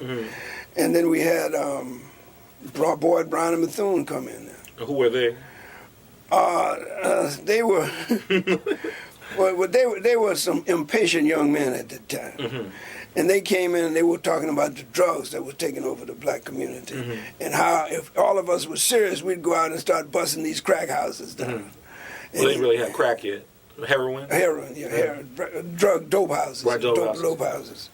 And so they were known for armed intervention. Yeah, they were. And trying to clean the drugs out the community when it first broke out. And then some cadre among us was supportive of them. I mean, and so when they started, I really thought that once they started getting chased around like that, they were going to bust our house up. I really thought so. But they never bothered us, and these guys got to be folk heroes in the community because they were effective and they were serious. I mean, they would bust in and burn. I mean, they would shoot it up. You know what I mean? And then one of our cars got to be associated with them, and so we had to take a couple of them underground. Two. Boyd went to Atlanta. Ebo went to Kentucky, and they were underground and they left. And them guys never really got arrested until later. And, of course, Brown got killed. Okay. So... And Walter would come by. Walter Rodney. Yeah, Walter came by several different occasions. Horace Campbell, Nelson Johnson. Owusu Sadauki. And that's when we got into the African Liberation Support work. So... Before you leave Detroit in 1973, you've already begun to do African Liberation Support Committee stuff. Now, that was in ALD 73, the PAC, along with some other community organizations. People's Action Committee. Yeah. With the PAC, the other PAC. Pan-African Congress, Ed Bond. Ed Bond and all that's that. what I was trying to clarify. Yeah. But they were pushing that PAC name out. Right. And we were just a group of people. Local, who were trying to, influence local work. Right. Self-organized work. And so we did organize those we organized about 3-4 busloads for ALD 73 in D.C. And then we became the principal organizers for the following year in Detroit. Now, how is it that you get to Atlanta exactly? Don't you show up in Atlanta in 73? Yeah, I do. But it's a kind of end around, kind of. well, it's not a direct path to Atlanta from Detroit. Let me explain this. You're when home we were at for a little while. PAC, when we had PAC, the PAC is actually an organization that was. Keep saying when we are at PAC, People's Action Committee. Yeah, PAC. In Detroit. In Detroit. When we had PAC, we were. We had come in contact with a lot of different forces who were active in the black community. Some of them wanted to make us a wing of their party. In other words, when we left League and our unit became independent, then other people saw this, other vanguardists really saw this as an opportunity to come in. For example, like the APP with Max Stanford and them. APP, APP. African People's Party by Max Stanford. He wanted to come in and they wanted to come in and do that. And he met with me on several occasions. Okay. And I'm going to talk about that later. But okay. During the course of our dealings with these guys, there was a split in their organization, which I was a part of. And so I had to go underground for about 4 or 5 months myself. So initially you were a member of the African People's Party when it was first starting out. I was supposed to come to the convention. To the convention, which happened to be down by where you were raised. Yeah, right. As a matter of fact, I helped organize it. Yeah, I helped organize it. You helped organize the initial convention of the African People's Party, but then there was a factional split, and then you had to go underground as a result of that. Yeah. And the organization never was what I thought it was. What you thought it would be. Yeah, I thought I would have a voice in the formation of what it was to become. And when that came to be not the case, then I realized that I had made a big mistake. But in the meantime, there was vanguard factionalism there that resulted in all kind of conflict. And so what I decided to do is just take myself out of the equation. You was in D.C. for a little while. Yeah, I went to Canada, to Canada. First. I went to Canada first. I always go to Canada. Right? I went to Canada, stayed up there for about 3-4 weeks. Okay. And then I went to D.C. and a little safe house there for another 3 or 4 weeks. And I was watching the papers. Nothing really happened. I was looking for some FBI intervention at that point. And then I went up going to Atlanta, and I stayed underground until I registered for graduate school. So they convinced me that I need to go back to school. In Atlanta? In Atlanta, at the PhD program there. So you come back down to Atlanta in 1973. 73. What month was that? August? August, yeah. August 73. Okay, let's stop there. Okay. Okay, this is Matthew Quest, Professor of History at Georgia State University. We're back here with another installment of our oral history interview with Modibo Kadalie on behalf of the Southern Labor History Archive at Georgia State University. Dated. Today is November 12th. Yeah. At this juncture... 2010. November 12, 2010. There you go. At this juncture, we want to talk about 2 events in the summer of 1973 that Modibo participated in before he finally arrived and got involved in Atlanta politics the following year. So what we're looking at is the Organization and Spontaneity Conference in Detroit that he helped organize with Komozi Mohammed, and the Kent State organizing meeting of the 6th Pan-African Congress, which also happened in the summer of 1973. And both of these together really tell us something about the legacy of CLR's ideas in practice for Modibo and Komozi. So let's begin with the Organization and Spontaneity Conference in Detroit, summer of 1973. What was that about, Modibo? Well, we called it, myself and Komozi called that conference. And we were trying to get people to address this question of organization and spontaneity. And he had written what later became the pamphlet, his groundbreaking pamphlet.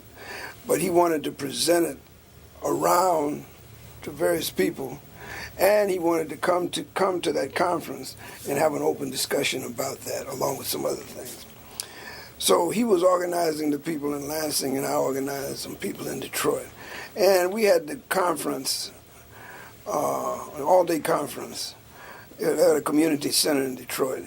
It wasn't that many people there. It was something like 35, 40 people there. And he presented it, and I did a little talk. Your talk was about? My talk, what I was trying to do with my talk is trying to assess the period and assess the role of organization in the period, from one period to the other. I made some statements about how stuff ebbs and flows, and the organization must be attuned to the ebb and flow of the mass movement. But whereas Kimathi was putting forward a theory of organization and spontaneity in general, and a critique of the tendency toward a Black Vanguard Party he did. and the Black Freedom Movement, I think while you had some general notes on organization, did you not make your focus your critique of the limitations of the League? Yes, we League did. of Revolutionary Black Workers?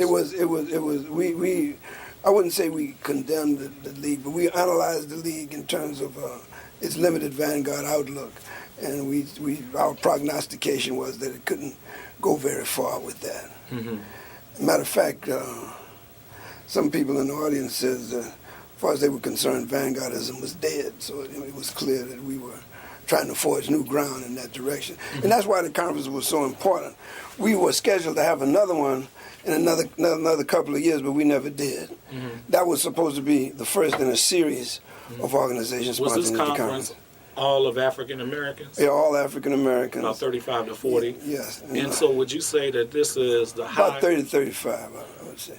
Would this be the high point for the influence of CLR's ideas on direct democracy among the Black Power movement? Well, it was clear that this group that was there had done the critique of the Vanguard Party and had come to another conclusion. And that was based on CLR's inspiration, his writings. CLR inspiration. Filtered through Kimathi and yourself. And the experience of the League. And the experience of the limitations of the League. I see. Okay. The League was very central to the discussion. Right. Now, in contrast to that event, another meeting, an organizing meeting of the 6th Pan-African Congress happened at Kent State University in Ohio, and you was at that meeting with Kimathi and CLR. Yeah. And what happened there? Well, we got a van load of people, some from Lansing, and they picked me up in Detroit, and some more people from Detroit, and we went down to Kent State. And we were under the impression, during those days, it seems like people had these very strict agendas, and when they called people together, they didn't really want a discussion. They just wanted to rubber stamp stuff. So we got to the thing, and they gave us the call, CLR's call, which we already had. But we thought it was going to be an open discussion. So we immediately started drafting up a paper talking about labor and what Africa should be doing at this particular point and what our position would be. And we thought that would be included in the documentation of the conference. And when it was clear that what we were saying, we had written it up and presented it. Matter of fact, Malcolm 2X read it. It was read Greg Kelly. Yeah, Greg Kelly, Malcolm 2X. Right. Yeah, we worked. I mean, we really got that thing. And then he read it from the podium. And after it was all over, we thought that CLR would unite with it. Right.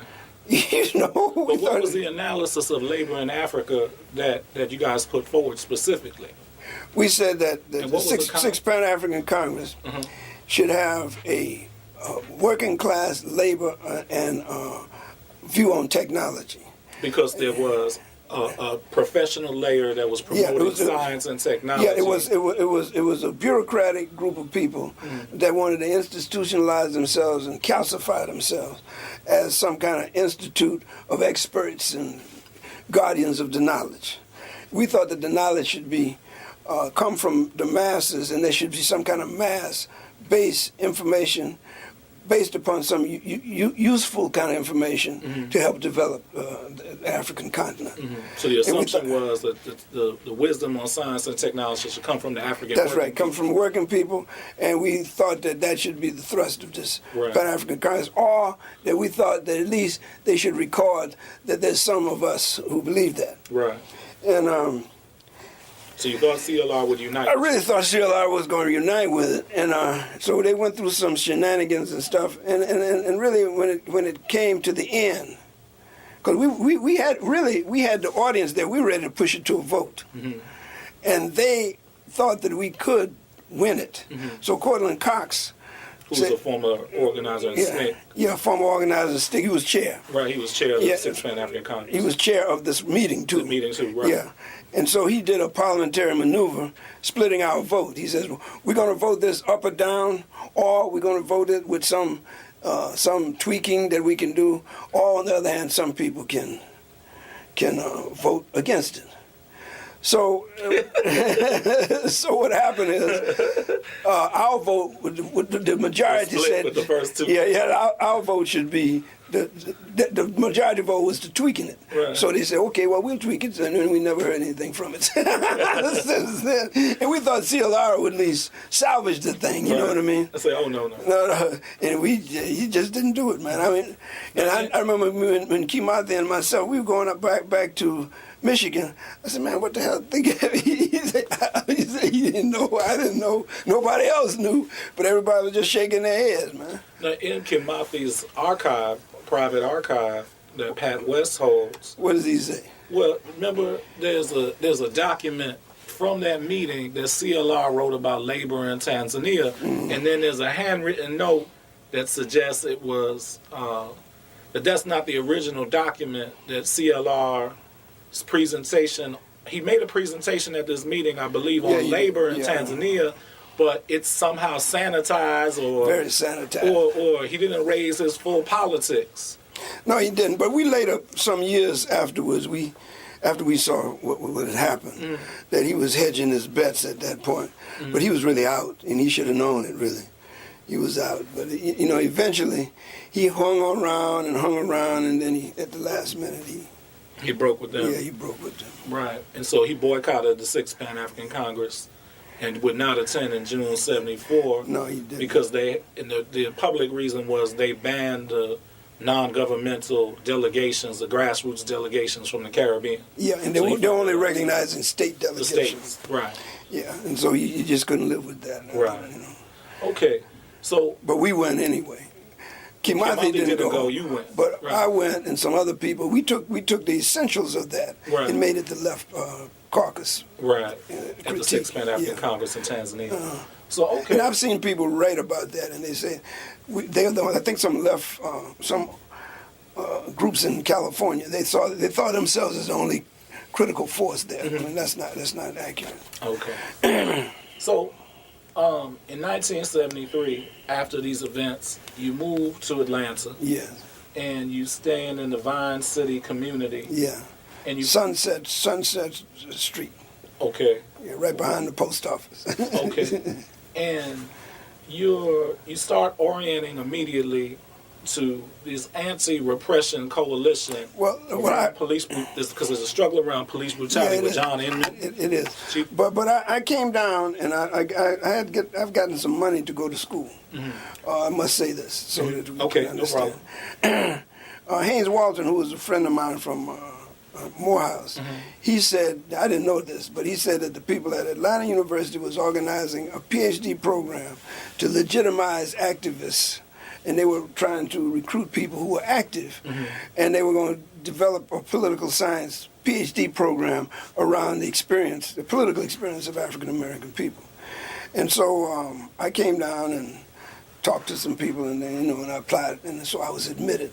So I was getting ready to go to school that September in the PhD program at Atlanta University at the time. And there was a big issue in the black community about John Inman, the police chief, a white police chief.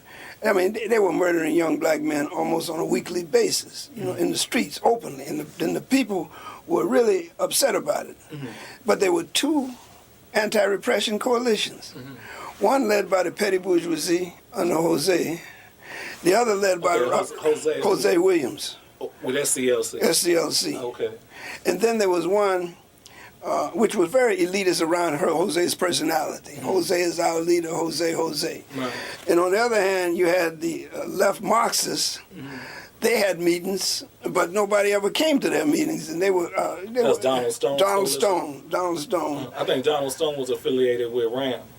I don't know. I know he wasn't affiliated with RAM then. He was with the Black Workers Congress, which was a splinter group from the League. Okay, James Forman's Black Workers Congress. Yeah, thing was proliferating all over the place, and activists were being thrown up and thrown adrift everywhere.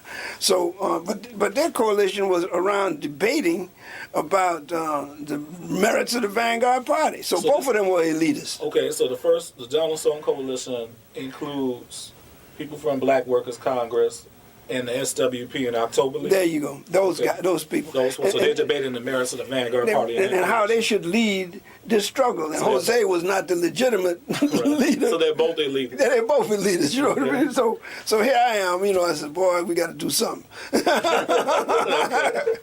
So we set up a little formal, same thing we did in Detroit. Had a little group, a little study group. We called ourselves at that time the Black Kadali. Because we were still on the AU campus, and we organized some of the students under a thing called the Community. Black Issues. No, it wasn't Black Issues. It was just Community Forum at that time. And we started sending cadre in each one of these groups. Jose could mobilize more people. He really could. And so we then started becoming foot soldiers for Jose and trying at the same time hold him at bay. And it was tough. It was so tough. And the left people were calling us petty bourgeoisie, and Jose was petty bourgeoisie, and they was calling us this and that. But we would go to the mass gatherings. When you say petty bourgeoisie, what do you mean by that? Well, that was just a term that activists use to condemn people who they believe are black elite. Middle class. Well, upper class, really. Upper class, yeah. So we just called them the petty bourgeoisie because there was no real black bourgeoisie, and there was a big debate about it. Okay. Whether or not they was really bourgeoisie or petty bourgeoisie. but big debate, right? That just goes to show you what deferment was like. Petty. Well, okay. The whole debate was petty. But the point is, we'd go to the mass gatherings, and we would insist on at least talking. And so we started putting out pamphlets, and we started trying to interpret this as a working class struggle. But at the same time, we were trying to see. Jose saw us. Struggle against John Inman. Yeah. Police brutality. Yeah. Anti-repression coalition. So we drew up the demands, and Jose would agree with the demands. Then we tried to get the demands that Don Stone and them agree with. So Don Stone and them would come, and he said, "Well, let's have a big, the meeting." And so that went on and on and on. And eventually,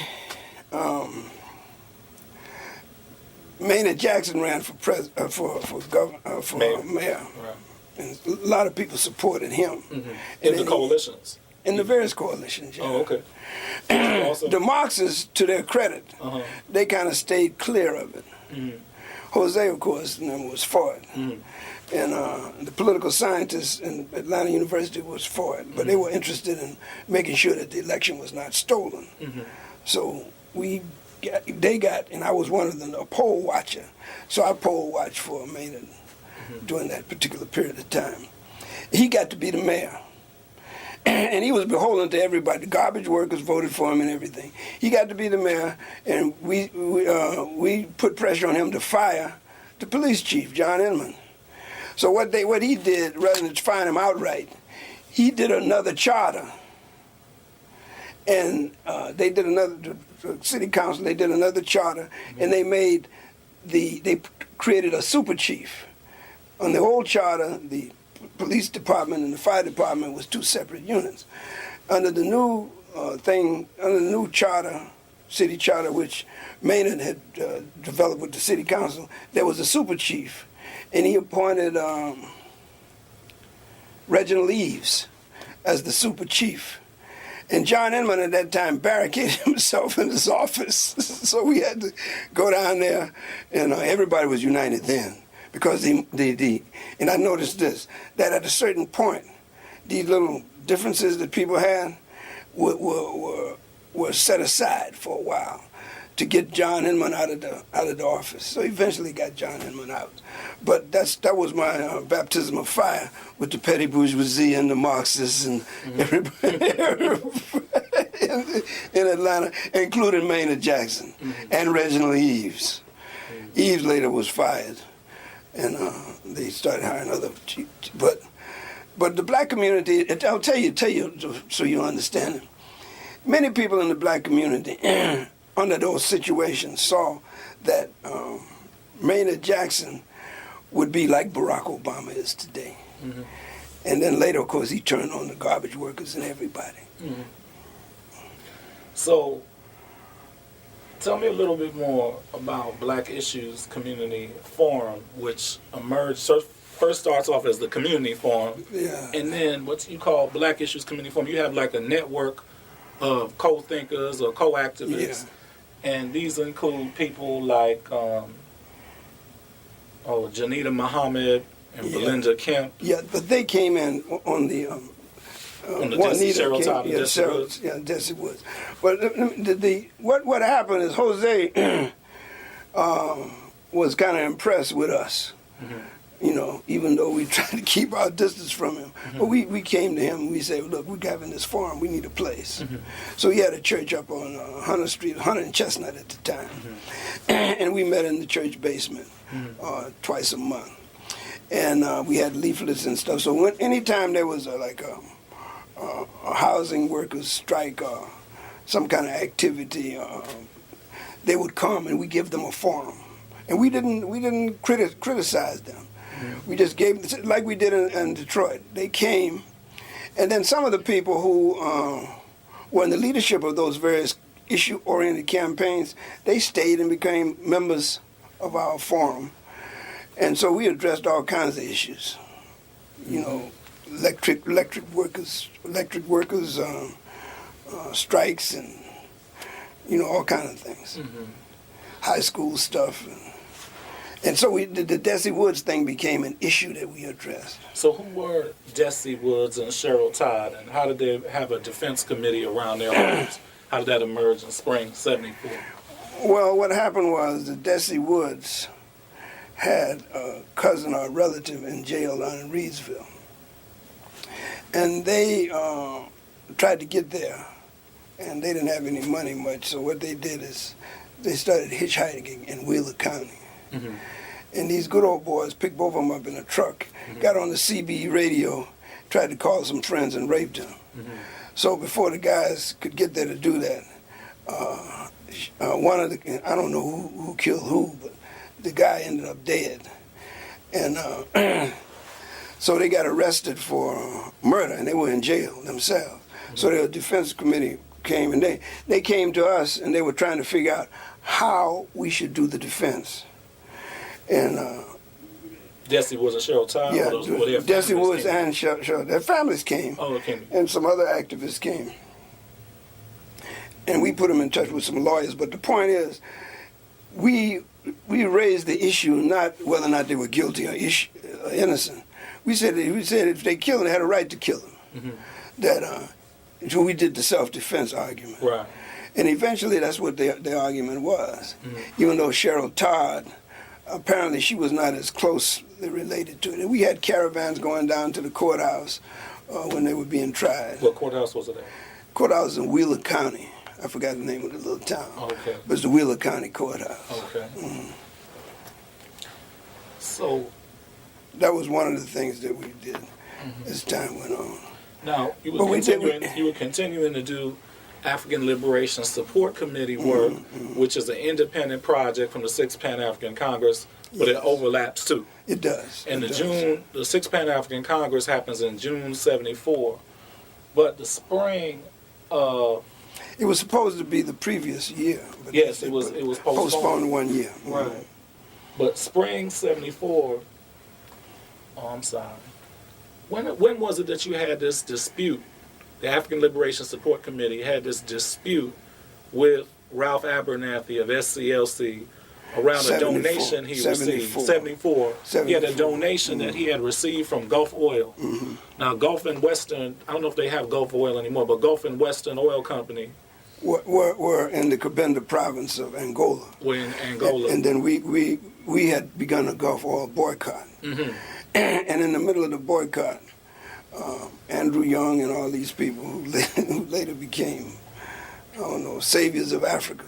But I remember when Andrew Young came to one of our African Liberation Support Committee, and he was campaigning for Congress at the time. Mm-hmm. He came there to get support Mm-hmm. for his campaign. Right. But in the meantime, he started lecturing us about how we were barking up the wrong tree, that if you boycott Gulf or if you do sanctions against South Africa, that would cause the loss of jobs.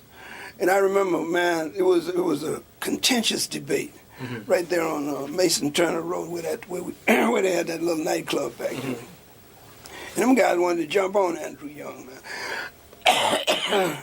But and he called him petty bourgeois and told him to get out of the place.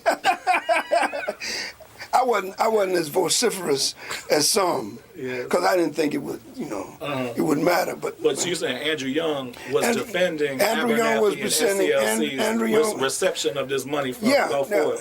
Abernathy, Andrew Young, we picketed Abernathy's church, telling people not to go to the church. The ALSC down here did that. Mm-hmm. And so between Abernathy and Andrew Young and all of them, they were in cohesion with the Portuguese on the one hand and, of course, the South African apartheid regime. And to our amazement, some years later, these guys get to be champions. For anti-apartheid. Yeah, anti-apartheid. Yeah. So really somebody needs to, that should be told. Mm-hmm. That really should be, because this is an amazing story. Just like, I even had an experience with Martin Luther King. Martin Luther King was banned from Morehouse. You know that, don't you? Mm-hmm. Early on. Mm-hmm. And after the sit-ins, I had a little girlfriend. She introduced me to Martin Luther King one night in front of the study hall. Mm-hmm. And he said to me, Martin Luther King said out of his own mouth, he said that I better be getting out of here because they don't want to catch me up here. And then a little later, here's Benjamin Elijah Mays eulogizing him. Mm-hmm. That's the way the petty bourgeoisie operates. So, okay, there's a bunch of things going on between 1977 and 1979. A lot of things. Now, meantime, I've taken a job.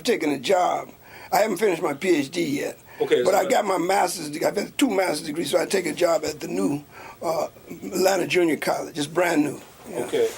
And then there begins to be some student strikes from 77 to 79 at Atlanta Junior College around a confrontation with the Georgia Board of Regents. Georgia Board of Regents. So we can talk about that, but there's also other things, so let's just get them out there. In 1977, the African Liberation Support Committee is actively supporting the Atlanta sanitation workers strike. Yeah. And in 78, also the strike of the Atlanta City Housing Authority workers. Which one you want to start with? Well, why don't we do Atlanta Junior College strikes last? But you did take that job at Atlanta Junior College. I was there. I worked at Atlanta Junior College for 4 years plus. Okay, well, let's talk first about the sanitation workers strike of 77. What's the significance of the Atlanta sanitation workers strike?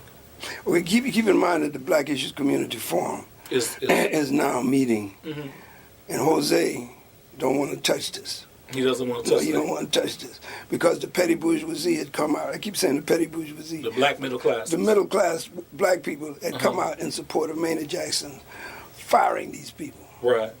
Okay, now we were looking in the newspaper the whole time, but their story was not even making it. It was no dent nowhere. Mm-hmm. So we decided to use some kind of guerrilla something. So the students at Atlanta Junior College, by that time they had done similar thing which Larry Simmons had done by taking over the city council, student council. Mm-hmm. So Omar Ujama, my man, he was the president of the student council. Chimarenga Jenga was named Arthur Collins. Let me just give these guys' name. Mm-hmm. Omar Ujama's name is Mealing. I think his name is Robert Mealing. He's from Alabama. Mm-hmm. Chimarenga Jenga, his name is Arthur Collins. Okay. He went to Washington High School, so he was known in Savannah, in Atlanta here. Mm-hmm. So they were the 2 most aggressive and active students, and they were they were every bit as assertive as the Highland Park Junior College people were. Very assertive. They were as assertive, and we didn't mention this, but there was a strike at the U of D, and they were in that tradition.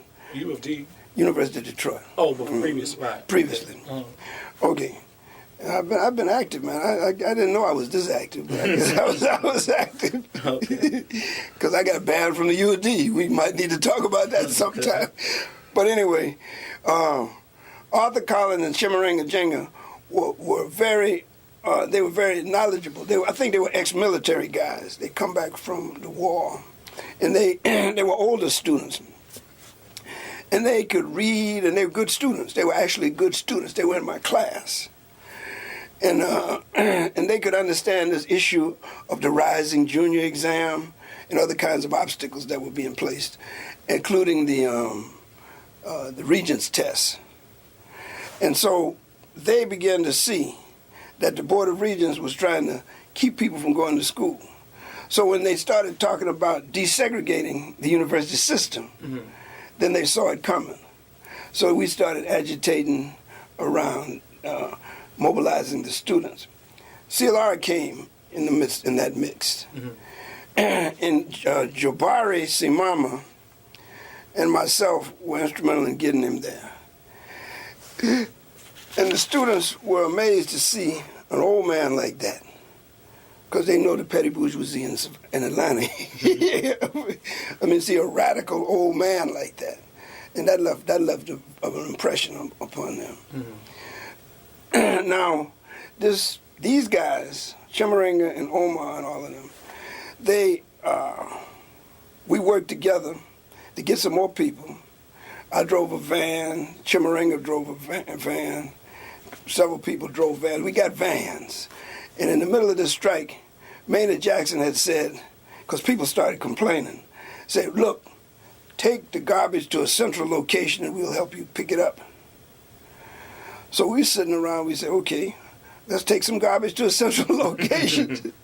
So we went, and Omar and I were on one truck. And I'll never forget, Omar says, this garbage here don't stink enough. We need to get this garbage. Then he started talking about, oh yeah, there's some good garbage there. And it fucked up my van so bad. But he was working, and to this day, he's retired from the garbage workers. I mean, he later became a garbage worker, a sanitation worker. But at this particular time, he was a student, right? So we picked up the garbage. And Chimarenga and them had a couple more vans. And then we were in contact with one another. We met somewhere off the campus. I mean, off site from the, and we waited until rush hour. And then we had to get in there and work fast. We had a Vanessa Green was our spokesperson. She had our statement in front of City Hall. While we were working and putting the garbage up in front of City Hall, we were careful not to block the entrance and the egress. But we put about 10 tons of garbage up there. And it was an intervention. And we condemned this on behalf of the sanitation workers. Yeah, because we were saying that their story needs to be told. Because Mrs. King, Martin Luther King Sr. had talked about fire the hell out of the workers and all that. And so it was our intervention. And later, the ASME people asked us to help in the negotiation with the city, but it was a done deal by then. The petty bourgeoisie had mobilized public opinion, and we did what we could. But some of the workers got hired back, but the city effectively broke the strike. What was the relationship between this student and community support for the strike and the workers themselves? Were you guys in dialogue at all? Yeah, we were in dialogue, but we were in dialogue through ASME. Apparently, ASME was a bureaucratic organization that the workers were. Labor union. Yeah, labor union up under them. And the workers themselves were supportive, and of course, ASME people did too. But they were able to get some press as a result. Because at one point, man, they were actually asking Maynard what was the garbage workers' issues, asking Maynard. You know, the garbage workers had no independent voice, even through ASME. So later, when that happened, then ASME was able to get some press. and to explain what was going on. Now, a year later, there's a major strike among the Atlanta City Housing Authority workers. Let me explain what we became. When you say we, African Liberation Support Committee? No, what happened, what we became was this, through the Black Issues Community Forum. Oh, we as Black Issues Community and Forum. through the students, we became a cadre of people that people who were organizing and moving would come to for advice, for support. They knew that we would take them to the edge. You know what I mean? And so a lot of them came to us, and the garbage workers. I mean the housing authority workers came to us, and there was a preacher over here on the east side of town. Jose wasn't involved in this either. I don't know where Jose was, but another preacher was involved, and they did a lot of praying around. But praying around what? Praying just. I'm saying I'm losing the thread. You have your nucleus of students and activists and community members around the Black Issues Community Forum. People come to you for support. Yeah, and the transition is we're trying to figure out how you guys got linked up with the housing authority workers. They came to us. They came to you in the forum. At the forum, the Black Issues Community Forum. Yeah, and they would explain to everybody what their issues were, et cetera, et cetera. And what we did is we took down, their demands and try to figure out how we can help. And we asked them how they want. And so they told us to meet at this church over here. So we went over to the church. So that's where the singing started. They started singing and the preaching and all that kind of stuff. And so, Shimaringa was there, Shimaringa and Omar, and some more. There's some more students too. There was a core of students, about 10 or 12 of them, really. Some of them eventually joined the SWP and all that, but there was Octavius and some more. There was a lot of them. And so we asked the people, said, what do y'all need for us to do? They kept talking about money. We ain't had no money. So we said, well, look, what you can do is, since you got this crowd of people here, what we can do is go do some nonviolent confrontational action. Like we can go with the housing authority. The housing authority. We can go to the housing authority building, which was over there by where Techwood used to be, and we can just stand out in front, or we can make sure we and Omar loves to do the garbage thing. He said, what we need to do is go over there and jam up the place with some garbage. So we did that. And then they started chasing us around, man. And I had to run here and run there, Omar. And they charged us with stuff. But the point is, we tried to support in any way we could. And we would picket. We would fill the place up, the authority, with garbage. We would, and the workers told us that at certain times in their work schedule, they would do certain things. So our actions would be here, and it would be there, and depending on where the workers were telling us where to go. So they didn't win, but they didn't lose. They did all right. And I got convicted of littering, and I had to do some community service. Cleaning up litter? No, they had me working in the screen place over there. Yeah. So from 77 to 79, you're over there with Atlanta Junior College. You build this nucleus that links up with Black Issues Community Forum. But they're struggling around the Georgia Board of Regents, and this culminates into a big student strike in 79. Yeah, it takes a while to get there, though. There was confrontation in the board. See, what happened is we first went down to the Board of Regents and said that we had some problems with the way in which they were orchestrating the desegregation plan. And then they said to us, what desegregation plan? The desegregation of the University of Georgia system. They were under a court order as a result of the NAACP suit in the 11th Circuit, asking them to desegregate and come up with a desegregation plan. So that desegregation plan is also attempting to break up historically black college. Break up the historically black college and bar. They turned it around just like the bourgeoisie does. They turned it around to they say, well, we're going to talk about the desegregation of Savannah State, Albany, and Fort Valley. They never was segregated. So in that regard, they're trying to undermine the black autonomy. Yeah, and then they put these new testing regiments in place, which would have resulted in the maintenance of the segregated schools. And so we went down there questioning all that. I mean, I remember when you said you went down to a meeting. to the Board of Regents. We got to be where? on the agenda down in Washington Street at the Board of Regents chamber in their regular meeting. They had us there to present what our case was. When you say we, people from AJC, yeah, primarily AJC. Okay. And it was faculty members too. Right. And I remember one time, this meeting, I remember this particular, after, they talk about raising the standards. We have to maintain the standards of University of Georgia and Georgia State. We can't have these people coming in that don't measure up. And then so one of the people said, what do you mean the standard? We want to make sure that they speak standard English, blah, blah, blah, blah, blah. And one English professor at the school called all them guys are good old boys around the table. Said, well, sir, you don't speak standard English. You say, I sure enough do. That was funny. I sure enough do. I speak good English. Everybody started laughing. And so they said, none of them had no degrees, too much neither. So they said, well, if you don't like this plan, why don't you come up with an alternative plan? Right. So we took the plan. And then the next meeting, we had an alternative plan. And what was the basis of the alternative plan? What would you propose instead? We basically critiqued. First, what we did is convene a large group of people. I think we call ourselves the Society for Open Education, the Georgia Committee for Open Education. So it's GOE, Georgia Open Communication. And this was it met at one Saturday at Atlanta Junior College.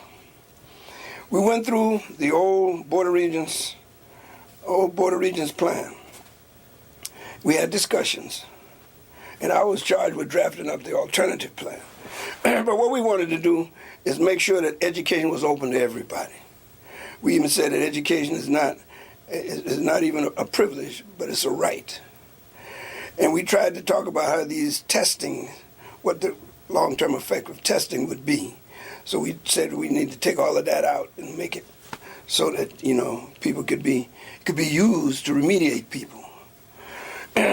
So those were some of the things. And we talked about how this thing about paying white people to go to Savannah State, Fort Valley, and that's not segregation. I mean, the point is these places were never segregated. White people never. Them they was set aside scholarships for white students to go to Savannah historically State. Black colleges. Yeah. And they still have those kind of things. They do. HBCUs, I believe. That's the origin of. That's the origin of it. And so those were what the alternative plan did. We're very proud of that plan. Well, I'm very proud of it. It's some good work. But we presented the plan, and then when we presented the plan, that's when the good old boys around the table, we didn't know this.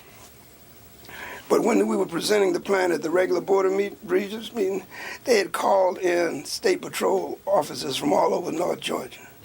And they had been assembled in a place where we did not know.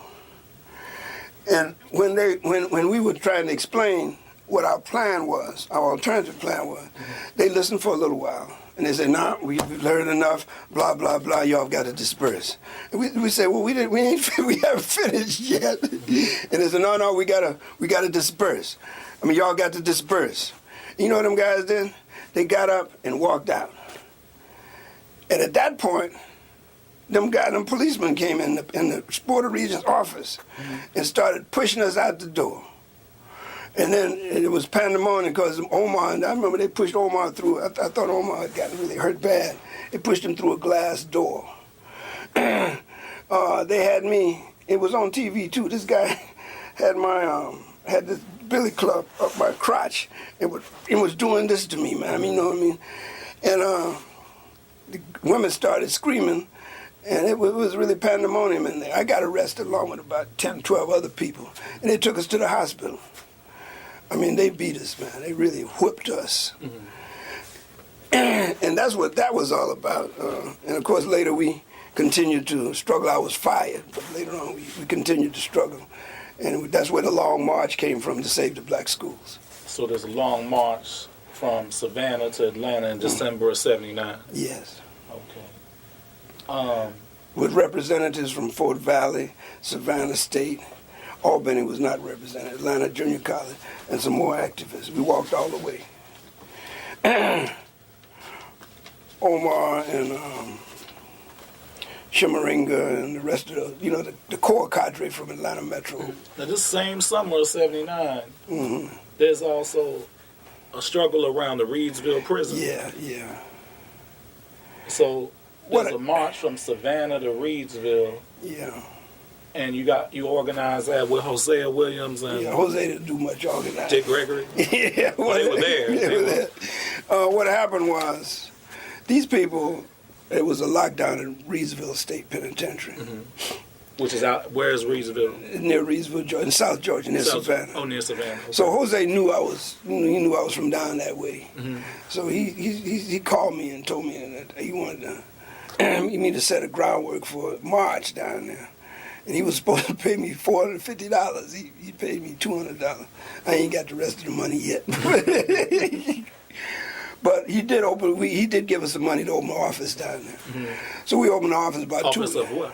Office to mobilize for the march. Is the SCLC office? No, it was a coalition for the mobilization of the march. Oh, okay, money to open. Yeah, it was on West Broad Street at the time. It hadn't been, it's still in Savannah. Yeah, it's now Martin Luther King, but it was West Broad Street. And I got down there, and a couple of white radicals, white people that sent their black cadre with me. They were interested in the anti-death penalty part of it. And those guys stayed. And then I was a taxi driver, starting to be a taxi driver by then. So in Atlanta. So one of my taxi driving buddies came down. And we mobilized some local people who knew Jose from the time he was there. And we did all right. We put the demands out there. Jose came down, made a speech, and we started walking. Jose didn't do too much walking either, but we had security for the march. We had guys up front with armed, and guys in the back were armed because we were going through some Ku Klux Klan territory. So we got to Brooklyn, or we got out of town, and we got to Pembroke. We got to Pembroke. We went swimming, and one of the guys drowned. That was a sad thing, man. Y'all went swimming along the march? Yeah. Well, at the end of the march, it was hot, man. It was really hot, and so some of the guys wanted to go swimming, so they went to a swimming place, and one of the guys, was a student at Morehouse, as a matter of fact, drowned right there that day. It was really a sad thing. I had gone down the road, and when I came back, they told me he was down under the thing. I pulled him out of there. He was dead already, but I pulled him over and tried to resuscitate him, but he was dead. And then we kept on marching. We went down to Claxton. And somehow, I don't know, it seems like every day this march keeps getting bigger and bigger and bigger.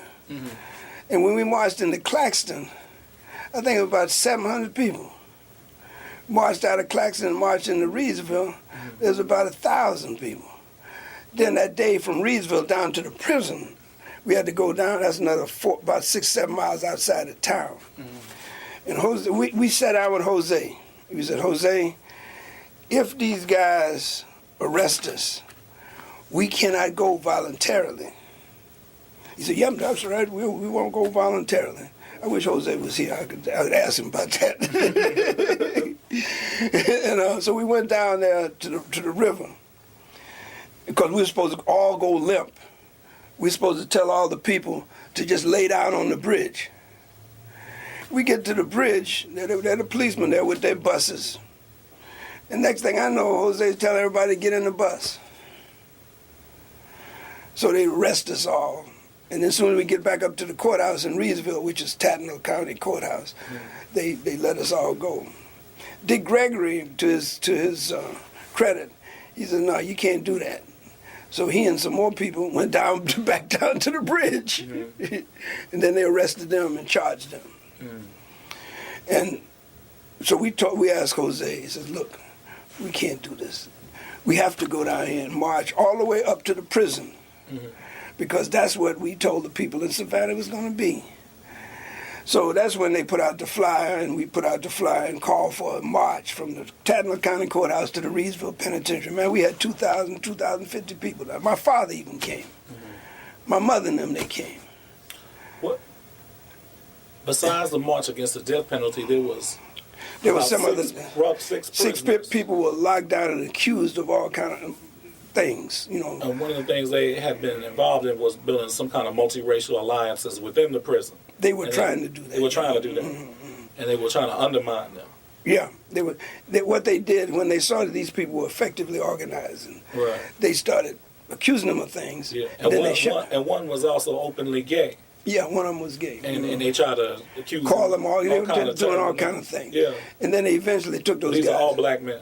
All black men. Yeah. They took those guys and scattered them out from the population.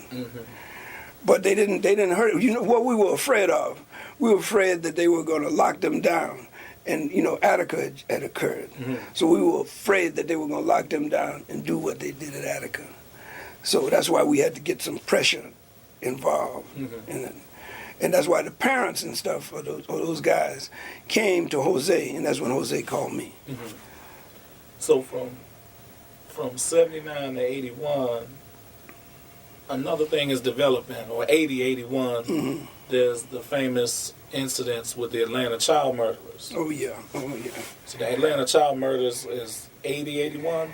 Yeah, 80, 81. So I'm already a taxi driver now. And Shimarenga and Omar, they had graduated from the 2-year school. And one became a sanitation worker? One became a sanitation worker, the other became a cab driver for a while. Okay. So how did you come to be involved in armed self-defense with the Techwood, in the Techwood housing projects? That was widely talked about in the news. Not just the Atlanta murders, but they reported in the New York Times that you was causing trouble in the Techwood. What happened was just that same cadre of people. We had the forum still. We had the forum, and the cadre of people. And so Mr. and Mrs. Green were Mr. and Mrs. Green were president of the Techwood Tenants Association. And Techwood was over there where the Olympic Village is now, and it was a sprawling, good size. Olympic Village where the dorms for Georgia Tech. Yeah, Georgia Tech. Right. Georgia State. Was it Georgia State dorm? No, those dorms are Georgia Tech. Okay, good, fine. Anyway, that used to be a housing project. Right. And Mr. Green and his wife were concerned that the kids in the housing project would be snatched by whoever it was. No, they didn't know. Right. So there was a lot of speculation. Were some of the kids that were snatched from the immediate area? In the general area, yeah. And so Mr. Green was a vet, and Shimarenga was a vet, and Omar was a vet. So what they did is they all got together and they called me and said, we need to do the Second Amendment on them. So they called a press conference. This is an amazing thing. I was there. I didn't hardly say too much. But Shimarenga, he invited the Mr. Green, Mrs. Green, the Tenant Association, Shimarenga, and Omar, and I was sitting there. You know what I mean? I wasn't causing. I was just sitting there. But I was supporting the fact that they had the right to arm themselves to defend their kids. And they said that they didn't trust the police anymore, that this was a situation that we needed to correct for ourselves. And we're going to do it. I'll never forget Mr. Green. Mr. Green said, we're going to do it ourselves, because we can't trust nobody else but ourselves. He made a hell of a speech, man. And I said, yeah, you're right about that. So we had all of the weaponry. We had the handguns. We had the carbines.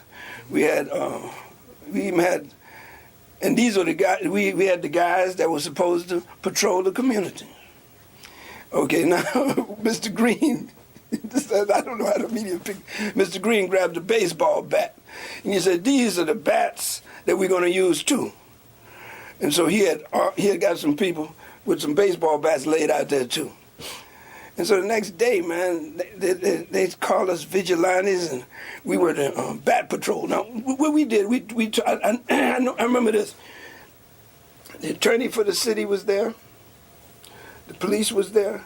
And we said, we have the right under the Constitution. We put the Constitution out there to arm ourselves. You know, Who was the police chief then? I think it was Eldrin Bell by then. I'm not sure. Elgin? Eldrin. Eldrin Bell. Eldrin Bell. I'm not sure. He's African American. Yeah, and he was a relative of Maynard Jackson. Okay. Yeah. The police was black. Right. The mayor was black. Right. Everybody was black. And they were scared of. They were scared of people organizing themselves. Organizing their own self. And they were going to break it. They were going to break it. Mm-hmm. And what they did is, after the meeting was over, and Mr. and Mrs. Green lived there, and Shimaranga and Omar had moved into the project. Mm-hmm. But I was still working my cab. Right. And they had a rally that they were going to organize people. And the night before they had a scuffle. I wasn't there. But they had a scuffle with the police on University Avenue. I think that's where the street Mm-hmm. was. Yeah. And they said that we have the right. Everybody knows that we're doing this legally and above board. Mm-hmm. And so I was supposed to come and address the rally. And they pulled me over. So I wonder what the guy started writing and started talking on this thing, writing and writing. And I said, what are you arresting me for? She said, wait a minute, let me see. And it's whoever he was on the phone. I said, who's on the phone? Can I ask? He says, can I say, he says, I can't tell you. I said, well, is Eldrin Bell on the phone? He said, yeah. I said, is the mayor on the phone? He said, yeah. I said, that's fine. And then he wrote me up for all kind of things. Mm-hmm. Then he took me in, and they booked me, and then they released me. So, and by the time I went over to Techwood, the rally was over, and Shimaranga and them was patrolling. They, it was on. It was patrolling. So they arrested other people too? They did. So but they didn't arrest everybody at the same time. Right. So they systematically put y'all under surveillance and preventively detained. Oh yeah, it was a systematic. On trumped up charges. It was a trumped up charge on the part of this city administration, which was black, to disrupt what we were trying to do to protect these kids. Mm-hmm. But it was because the people in Techwood had lost all confidence in this administration, in this police department. Mm-hmm. They actually thought the way that the kids were being snatched, they thought it had to be a policeman or a fireman or some official person, you know. And so we conceived of it as protecting ourselves against whoever it was. Mm-hmm. Yeah. So. And I noticed they made a film, and they picked Shimaranga, some wild, crazy guy, you know. Mm-hmm. But it was a logical thing to do.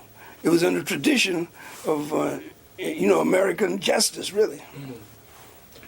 So in this same time period, beginning in '79, but it carries through the '80s, you kind of build an independent taxi union. Yeah.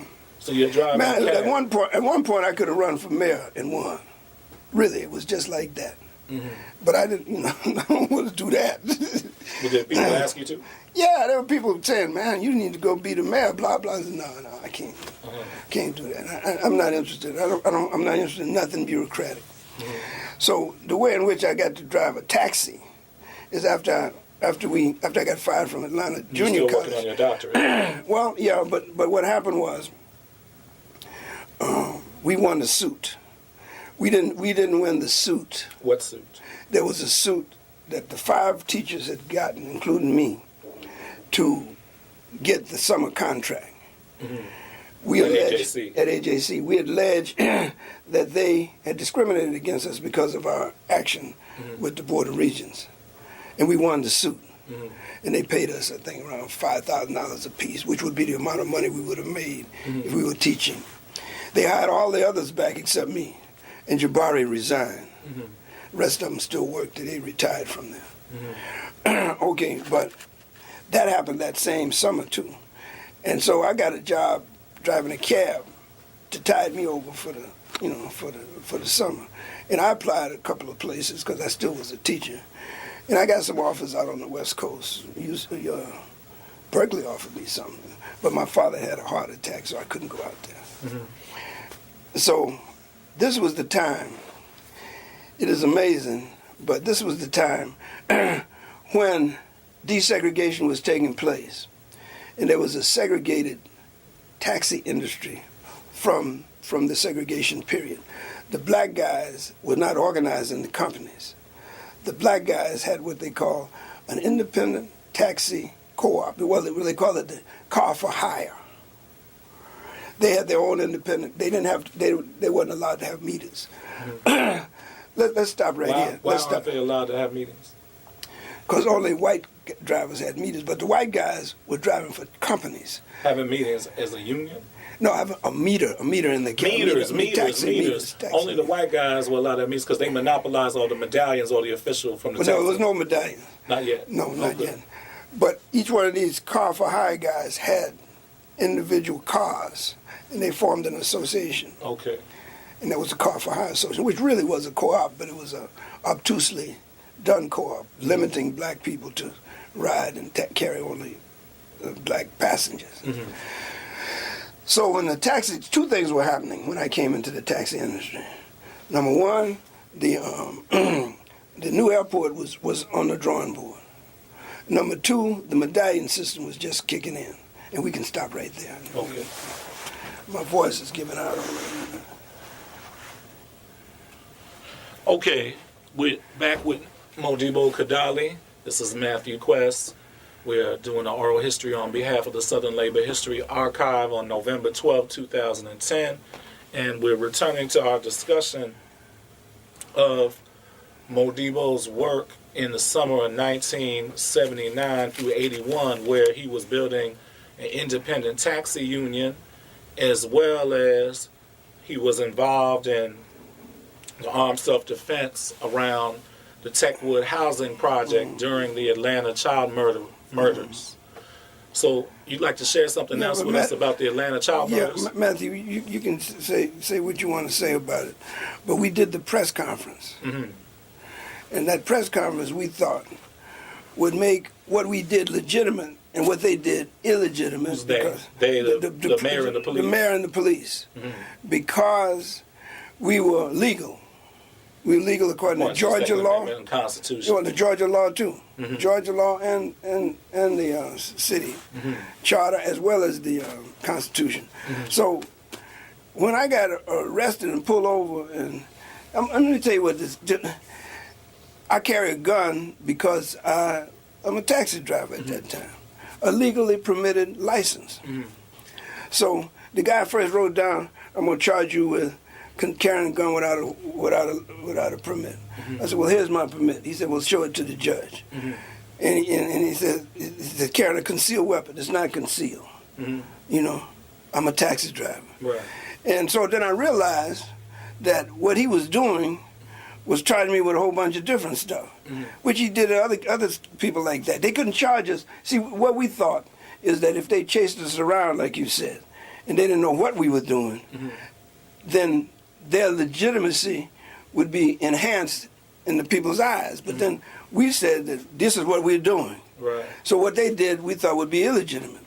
But to our surprise, even after we called the press conference and everything, their actions, I'm trying to figure out, I don't know. Was anybody in the community like Mr. and Mrs. Green critical of their actions? Were they aware of their actions? Yeah, Mrs. Green and them were. But the people who had access to the media, the petty bourgeoisie, they were wondering, what's the matter with those people? These vigilantes. Yeah, these vigilantes and everything. But then it really did strike a note internationally and nationally. Yeah, because people had a right to organize themselves to protect their children. I know, basic, fundamental kind of right. And that's all Green and them, we were helping Green and them to do. And Green was very animate about it. What were Mr. and Mrs. Green's first names? Do you remember? I don't remember Mr. and Mrs. Green, but I know they were a couple, and they were working together, and they were a unit. And shortly thereafter, man, I think about 2 or 3 years after that, Mrs. Green died. And then Mr. Green, oh man. How old were they around that time? Oh, they were about in their 60s, 50s, 60s. But when Mrs. Green died, Mr. Green didn't, the other one didn't last too long. And it was a big loss. It really was a big loss. Because those people had put a face on protecting their children. And so they were the embodiment of local people organizing themselves. They were. And they believed in it. And they knew that we were not going to get in this way. That's why they didn't call Jose. They called us. you know. And I think we started getting a reputation of legitimately helping people without getting in their way, telling them what to do. Mm-hmm. See, what Jose would have done is come down there and said, I don't think Jose would have touched it. Mm-hmm. What do you think? I don't think he would have touched it. I don't know. It's your oral history. Yeah, I know, but I don't think he would have touched it. I think with his affiliation with SCLC and the mayor's office and the petty bourgeoisie, I don't think he would have. If he did, he would have tried to put it in the safest light and linked it up as quickly as he could with the police. Mm-hmm. Maybe he would have turned them into a civilian complaint review board of local, something like that. Yeah, but that's not what Mr. and Mrs. Green wanted. Right. And then, by the way, we didn't go down there. We didn't go down there and tell them they should call a press conference and put these weapons out there. They said, we want to defend our children. Mm-hmm. We want y'all to help. And they said, well, we want you to come, bring us the law on this. Actually, that's what they said. We want to bring us the law on this and make sure we are within the law. Mm-hmm. And then we're going to do this. Okay. That's what they did. So tell us a little bit more about what you were doing with the taxi cooperative. Well, as I was saying, what year is it before the medallion? 1979. Okay, so you start off, you're a taxi driver, you're building this cooperative. Well, I'm just trying to eat right then. Right. Okay. Then as time goes on, I see what's going on in the bullpen. The bullpen is the taxi assembly area at the old airport. Where was the old airport? Old airport is in College Park. They're on this side of the runway system. Okay. On the I guess that'll be the northeast side of the runway. Even the new runway. Mm-hmm. I think it's a hotel there, the Omni Hotel or something. Okay. And, you know, so I just came out to the bullpen just as a taxi driver. Got my own little taxi, you know what I mean, trying to make some money. So as time went on, I began to see that there was the car for hire people who were now being absorbed into new companies. And there was the white drivers, and mostly it was black drivers, but these drivers had their own cars. That's the legacy of segregation. Then the new airport had to have another taxi assembly area. So what they wanted to do, this is what they want. They wanted us to have I don't know, they gave us some kind of input situation where we could elect a committee, the taxi advisory committee, and we would come up to the airport authority, and we would rubber stamp what they've already done. Mm-hmm. So I remember the first day, and then any kind of grievance we might have had. So it's like a union committee, but it was just for airport drivers. Now, this bullpen that was at the old airport had 4 parallel lanes that stretched, about a half a mile, and cabs would come in there left and filling up each one of the lanes. Mm-hmm. So when a group of cabs would go down to pick up the passengers down at the pickup point, all the other drivers had to pull their cars up. Mm-hmm. So by the time you got to the point where you got out to go pick up something, you would have started your car about 15, 20 times, which was terrible on the solenoids. Mm-hmm. So terrible on the what? The solenoids. What's the solenoid? Solenoid is the switching mechanisms on the alternator. Okay. When you start it on the starter, too. Right. You start it. It's part of the ignition system. Mm-hmm. So they brought us up there and said, I want to tell you about all what plans we have for the new airport. So they had another bullpen, long, just like that one. And then they said, and we were trying to tell them that won't work because there's too much, it's costing us too much money with the solenoid. So they said, just like the Board of Regents said, if that don't work, why don't y'all come up with a plan? The experts, Right, but I think that's a significant trend in your activism, is that oftentimes the arrogance of the bureaucratic or administrative forces are trying to impose a plan on the community, and then they think that the people can't organize their own plan. So if you don't like this plan, why don't you come up with one? Get your own experts, blah, blah. So a big part of your activism is facilitating a counter plan or facilitating this perspectives and proposals and counter plans from the community in contrast to the state and management. And let me tell you the truth now. Uh-huh. I was the writer of the alternative plan for the Board of Regents. Right. But those were not my ideas. You were just taking them down as you asked people what. Yeah, I would. And there was a discussion, right. And I just put them in a plan. That's all I did. Right. It's not Modibo wrote it and Modibo came. These are not my ideas. Mm-hmm. Same thing with the taxis, the new taxi assembly area at the airport now. Mm-hmm. Sometimes I go by there and look at it, and I marvel at it. Mm-hmm. What we did is figured out, we got together as drivers, figured out what to do here and there, mm-hmm. and came up with a completely new taxi assembly area. It was organized in a circle with parallel lines. There was 40 lines. So when you go in, you can let your car stay resting until the point came to you, mm-hmm. as opposed to pulling up everybody to the point. Right. And it's still working out there now. And boy, don't you know, they fought us tooth and nail on this. And we had to actually have a drive-in. You say the point, the line of people.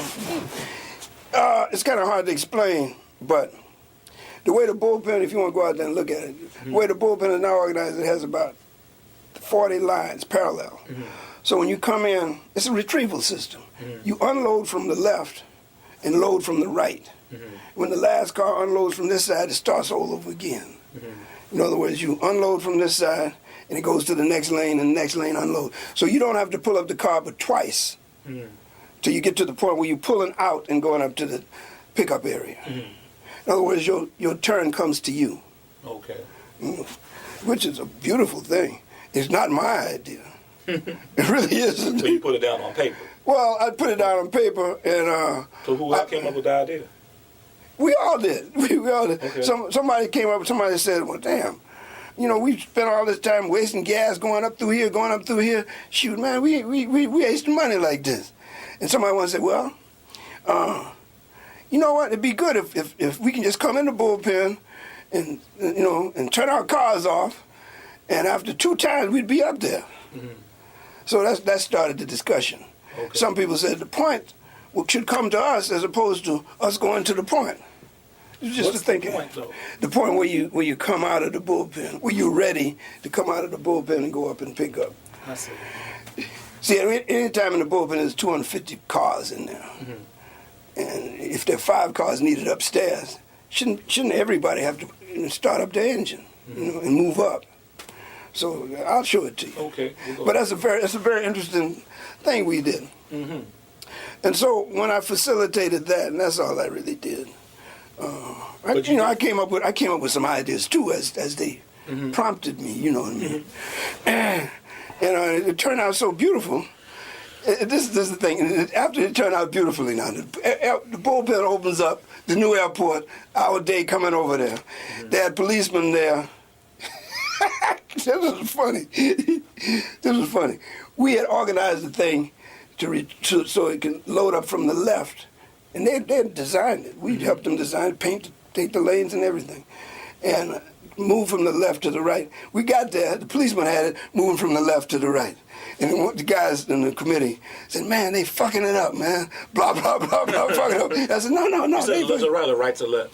Well, we had it organized from left, but it would work either way. But the police had been... The police had turned their ass backwards. But lucky for us, it would still work. Right. You know what I mean? So I told Dean, and I said, "Don't worry about it, Dean. It'll work that way, too." That was funny.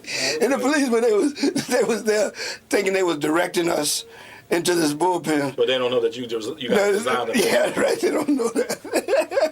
That's funny. It is funny. But it's point, and then I realized this is really point of production, mm-hmm. organizing work. So what we began to see is that instead of these companies, these car for hire guys, that we can organize an independent taxi co-op. Mm-hmm. So we tried to organize that, and then we had another problem. We didn't control the insurance. Mm-hmm. So then we organized the independent taxi insurance group. Mm-hmm. And we had the Constitution, and we organized it so that each driver would have one vote. Mm-hmm. In the selecting of the leadership and all that. Mm-hmm. Many drivers had more than one medallion. They gave us medallions based upon. What year did they come out, the medallions? I'm not sure. It must have been about 82? 82, something like that, 81, 82. And everybody who had a car, I know they came out with medallions after the airport opened up. Mm-hmm. Everybody who had a car could buy a medallion for $100. I had 5 cars, and I bought 5 medallions for $500. Mm-hmm. And but $100 back then was a lot. well, you know, it's all right. But I mean, things are worth $65,000, $70,000 a piece now. That's it. That's what it's worth. It's here in Atlanta, 65 to 70, 75. Or more now. Or more. I was thinking like over 100,000. Might be mine now. Oh, okay. But I had 3. I had 5. And then I let Shimmeringa drive on one. And then I let J.W. Spears. But J.W. Spears sold this to a company. I was disappointed in that. Mm-hmm. But I maintained 3. Mm-hmm. Anyway, this is the way that the co-op was working. We designed the co-op, and we thought they had consciousness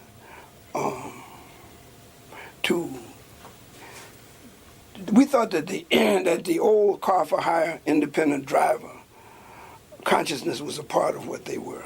But we didn't have no idea that they would be faced with these economic pressures. Mm-hmm. Strangely enough, the Shah of Iran was deposed. When the Shah of Iran was deposed, all kind of Shah family money started coming into Atlanta. Mm-hmm. This guy named K.E., he started buying up medallions, and he came up with a scheme where you could buy a medallion from a driver, let the driver drive, or give the driver $2,000 for the medallion, Mm-hmm. let the driver drive on the medallion, Mm-hmm. and pocket the $2,000. So the average driver thought that was big money then. Mm-hmm. So he started buying up medallions, and he ended up forming a cab company with the medallions he had. Mm-hmm. And so then what happened is drivers started buying up more and more medallions. Then the Africans came in, the guys from Nigeria, with the oil money from Nigeria, Mm-hmm. they came in and started buying up medallions. Why do you perceive that people from the ruling classes of Iran and Nigeria came into Atlanta? Why? Because they could circumvent the immigration thing, they could bring people in as immigrants. They were employed in their business. They were the same way that they open up these little convenience stores. Except the oil money in Nigeria and the Shah of Iran is the ruling class family in Iran. They're not middle class people. No, they're not. That's what I'm saying. Why did these wealthy, very excessively wealthy people decide to go into cabs? Because it was an investment that they saw an opportunity to make. McKay bought the Tower Place up there too. This was just a part of scattering the money around and hiding it. Okay, so they had way more projects than just this. All kind of big. All kind of projects. Okay. But the taxi business, not just in Atlanta, but all around. All over the country. They started putting their money in. It's better than putting it in a bank. Right. You know, and this guy came in like a big friend of everybody's and all. And we tried to tell the drivers that. Then they came into the co-op, and then they changed the Constitution, where if you have 5 medallions, then you got 5 votes. Mm-hmm. And so after a while, the co-op was subverted because they had guys with 15. Right, co-op's supposed to be 1 vote each. Yeah, 1 vote each. And we couldn't stop them from changing that, man. We couldn't stop, and the co-op was lost. But then we organized the self-improvement, the operator self-insurance group, where we insured everybody. Mm-hmm. We hung on to that for about 4 or 5 years, and there was a lot of money coming in. A lot of money. Why is there so much money coming in for this? I mean, you guys created your own insurance group where you offered insurance to others? Offered insurance originally to the co-op and to others. Uh-huh. And when the money started coming in, people started accusing people of doing this and that and the other. And there was really no checks and balances in that. And so the guys who had the most medallions began to control that too. Mm-hmm. So that was my foray. I ended up owning 1 taxi company along with another guy, the professional cab company. for about 3 or 4 years. But I was just driving and holding on. And so that was the end of that. I was very, very disillusioned with our efforts. But we had our own dispatching station, and our dispatching. It was going on for a little while. We had our right opposite the stadium on what is now Abernathy Drive. It's a filling station there. That used to be our taxi stand. Okay. And we used to park cars for the Brave games and make some money that way. And one of them jackleg preachers came in. It was his turn to supervise the money. Oh man, he took all the money. He was a cab driver too, but he was a jackleg preacher. But that was an experience. But we were active, trying to do something then. So Would you like to talk about the Savannah State student strike of spring 1996? Yeah, let me just recapitulate all the little student activity that I was engaged in. Okay, go ahead. Yeah. Notwithstanding the sit-ins and the struggle with the swimming team, that was Howard. No, this was at Morehouse. Forgive me. Morehouse. And Morehouse, Yeah. an undergrad as a swimming team. So, Right. but student movement was something that I was familiar with. Right. And then when I came back, then when I got back into the academic world and I was at Langston, then with Charles and them in the Grapevine, I was supportive. I wasn't active with them. That's in Oklahoma. In Oklahoma. Right. And I was supportive of them. And they called a strike one day, but it was not properly organized, so they couldn't pull it off. And we then realized that in order to do a strike, you got to do much, much more propaganda. Much, much more propaganda. Much more preparation. So that was the lesson that we learned. So we had a little defiance thing at commencement and stuff. We do black power and stuff at the commencement and try to disrupt the commencement and all. But it wasn't until I got at Highland Park that I realized the need for real, thorough preparation for a strike. And the other thing that I realized is that you don't call a strike. What you do is do the preparation and let them call the strike. I mean, let the students or workers. Yeah, students or workers call it. But you just work and give them the information. And then after you get to a certain point, they will call the strike. And that's what happened at Highland Park. And then in the middle of that strike, the students didn't move independently because they didn't know what to do. So what we had to do, Larry Simmons and myself and some more guys, we went into the old student union and took all the pinball machine games and threw it out on the parking lot. Said, y'all be out there. This is a liberated zone. Then we went back into the school and told the people, come to the student union. Okay, now that continued. My understanding of how you work with and move people forward, that continued through U of D. I was employed at the U of D from 1970 to 1971. University of Detroit. Yeah. It was white school. The only white school I ever worked at. Only white school I ever went to. But anyway, I was employed there as a Black Studies instructor. And the Black Studies thing was coming together, but the administration was hedging on it. So the student thought that we need to put pressure on the administration about this.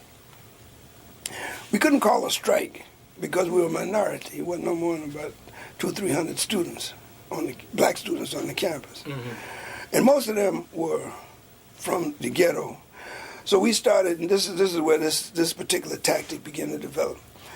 We knew that they would expel people if they found out who they were. So we held mass meetings and told people to bring sheets with them. Pillowcases, like the Ku Klux Klan. So what we did is put the pillowcases on so that the administration people wouldn't know who we were. And then we first went over to the library, rearranged the card catalog, opened all the books. We worked for about 25 minutes, hard, just moving books, and then left. That way, that was pressure. So we had a list of demands and a manifesto, asking for black studies, more black teachers, more black students, the same thing. And the administration wouldn't engage us at all. So then we went back, put our pillowcase on the next day, went over to the gym. What we were doing is just doing what we would do. If just one of us was doing it, it didn't make no difference. But since we had 200 people, it could disrupt the place. So we just walked over to they didn't know where, they didn't know where we were going to go, so they couldn't secure it. So we left there and went to the gym. We left the meeting, went to the gym. They didn't know where. Then we just walked through the gym with our brads and stuff and scuffed up the gym and walked out. Then they didn't know where we were going. Then we started taking chairs out of the buildings so that the other students couldn't have class if they wanted to. Now, this is where our first... Well, the demands were what? What were the... Demands was getting rid of the ROTC, more black studies, more black teachers, divest, it was a divestment demand, divest of all military, industrial ownership, because the Catholic churches owned some of these, with these aircraft manufacturers. Catholic University. Yeah, and we showed that they were they were part of the military industrial complex, that they had stock and interest in the Lockheed, Curtiss Wright, and this aircraft companies. So we asked them to divest with all of that. And the thing, this first time I saw what we used to do, because you have to do propaganda work. So we went to the student union, and we tried to get the white students to join us. And we got some white students. And there was a guy there, he had a rock and roll band. His name was Jesus, in the Ohio White Crackers. That's what they call it, band, Ohio White Crackers. And the guy looked like Jesus, you know what I mean? So we just called him Jesus. So he came up and said, "What y'all want me to do?" I got my boys with me, and they were working class kind of guys. And they said, "Well, look, we want you to keep them guys from harassing us while we talking." So we stood up in the student union on the desk and on the tables and started talking about our demands, passing out. And so one of the white guys got up on the table over there and started talking the right wing kind of stuff. I gave Jesus the nod. Jesus and the boy went up and grabbed him and took him outside and kicked him in the butt. I don't know these guys' names, right? But they were supportive. Because at University of Detroit. University of Detroit, they were supportive, and they were down with whatever. And so the last couple of days, they banned me from the campus. But the students started taking, with the sheets on, started taking furniture from the student union and clogged up the stairwell in the administration building along with the elevator shafts. And then the students cordoned off the parking lot right adjacent to the administration building. And that same day, I was on the other side of the street with Bullhorn, some more people over there, because I was off the campus, and so I didn't want to, but I had the Bullhorn. And I was just reading the demands, just reading stuff, just to keep the thing going.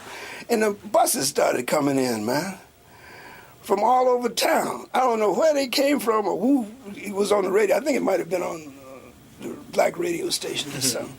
And students were getting out of high school, and they were converging at the U of D. They commandeered buses to bring them at the U of D. And they went around that, cordoned off that place around the parking lot. And then one white guy, one of the faculty members, administrator, I don't know, got in his car, started it up, and tried to ram the crowd. And these two young men, one was standing on the hood, and the other one was, I don't know where he was, but this guy was standing in front of the car on the hood. The car was going this way. If he fell off there, he would have got killed for sure. And he somehow opened the hood. I don't know how he did that. And he took the distributor. It was amazing. It was amazing. And he just died right there. Now, they gave all the demands, but they never reinstated me again because I didn't really care. And I had to go downtown, and they tried to arrest me, and they subpoenaed me to testify. So we talked about Atlanta Junior College. Atlanta Junior College. When is the University of Detroit? 70 to 71. Right in there. So you were there at the same time at Highland Park, or right after Highland Park? The year after Highland Park. Okay. So that 1 year. So 70 to 71. That's why we forgot it. It was just that 1 year. 70 to 71, and then... I think that's the same year. You had AJC from 77 to 76. 76 to 79. I was down here for 2 years, 73, 74, 74, 75. And I was working on my master's degree in Right. At Atlanta. University. Right. So now what we want to get, so we've gotten through that. Yeah, We we did got AJC. through all of that. So we want to do how you got involved in Savannah State. There was a student strike Well, let me explain how I in ended up spring down. '96. Ended up down. My father died, In '96? 91. 91. So I went home, and my mother was upset, so I just stayed out there for a while. I was still driving a cab. And my father... You drove a cab in Savannah?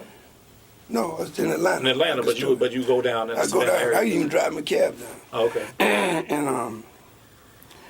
And my father was dying, and he made me promise that I would get back into the academic thing. And so I went out to Savannah State. I had a master's in political science and another master's in psychology. So the president of Savannah State had died, and they needed a teacher of psychology. So I taught psychology for 2 years out there, and then got my PhD, and then started teaching political science in Haynes Walton's place, because Haynes had gone to the University of Michigan. He had stayed at Savannah State for about 25 years, and he's the pioneer in black politics. And so I took his job. But during that time, there was a young student by the name of Darrell Simmons. Little Simmons. That's little Darrell. He was a little bitty guy, you know what I mean? And he came to my office, I think it was about 1994, 93, 94. He said, I don't want you to, he was very angry. He said, he had read Du Bois and Du Bois stuff by, he's from Milledgeville, Georgia, and he read some Du Bois stuff by Henry Levin Lewis. What's the guy's name? David Levering Lewis, biography of Du Bois. Biography. So he had the book there, and he said, blah, blah, blah. Was that out already in '96? He knew about it. Okay. Maybe I don't know where he got it from. Maybe was it Arnold Rampersad?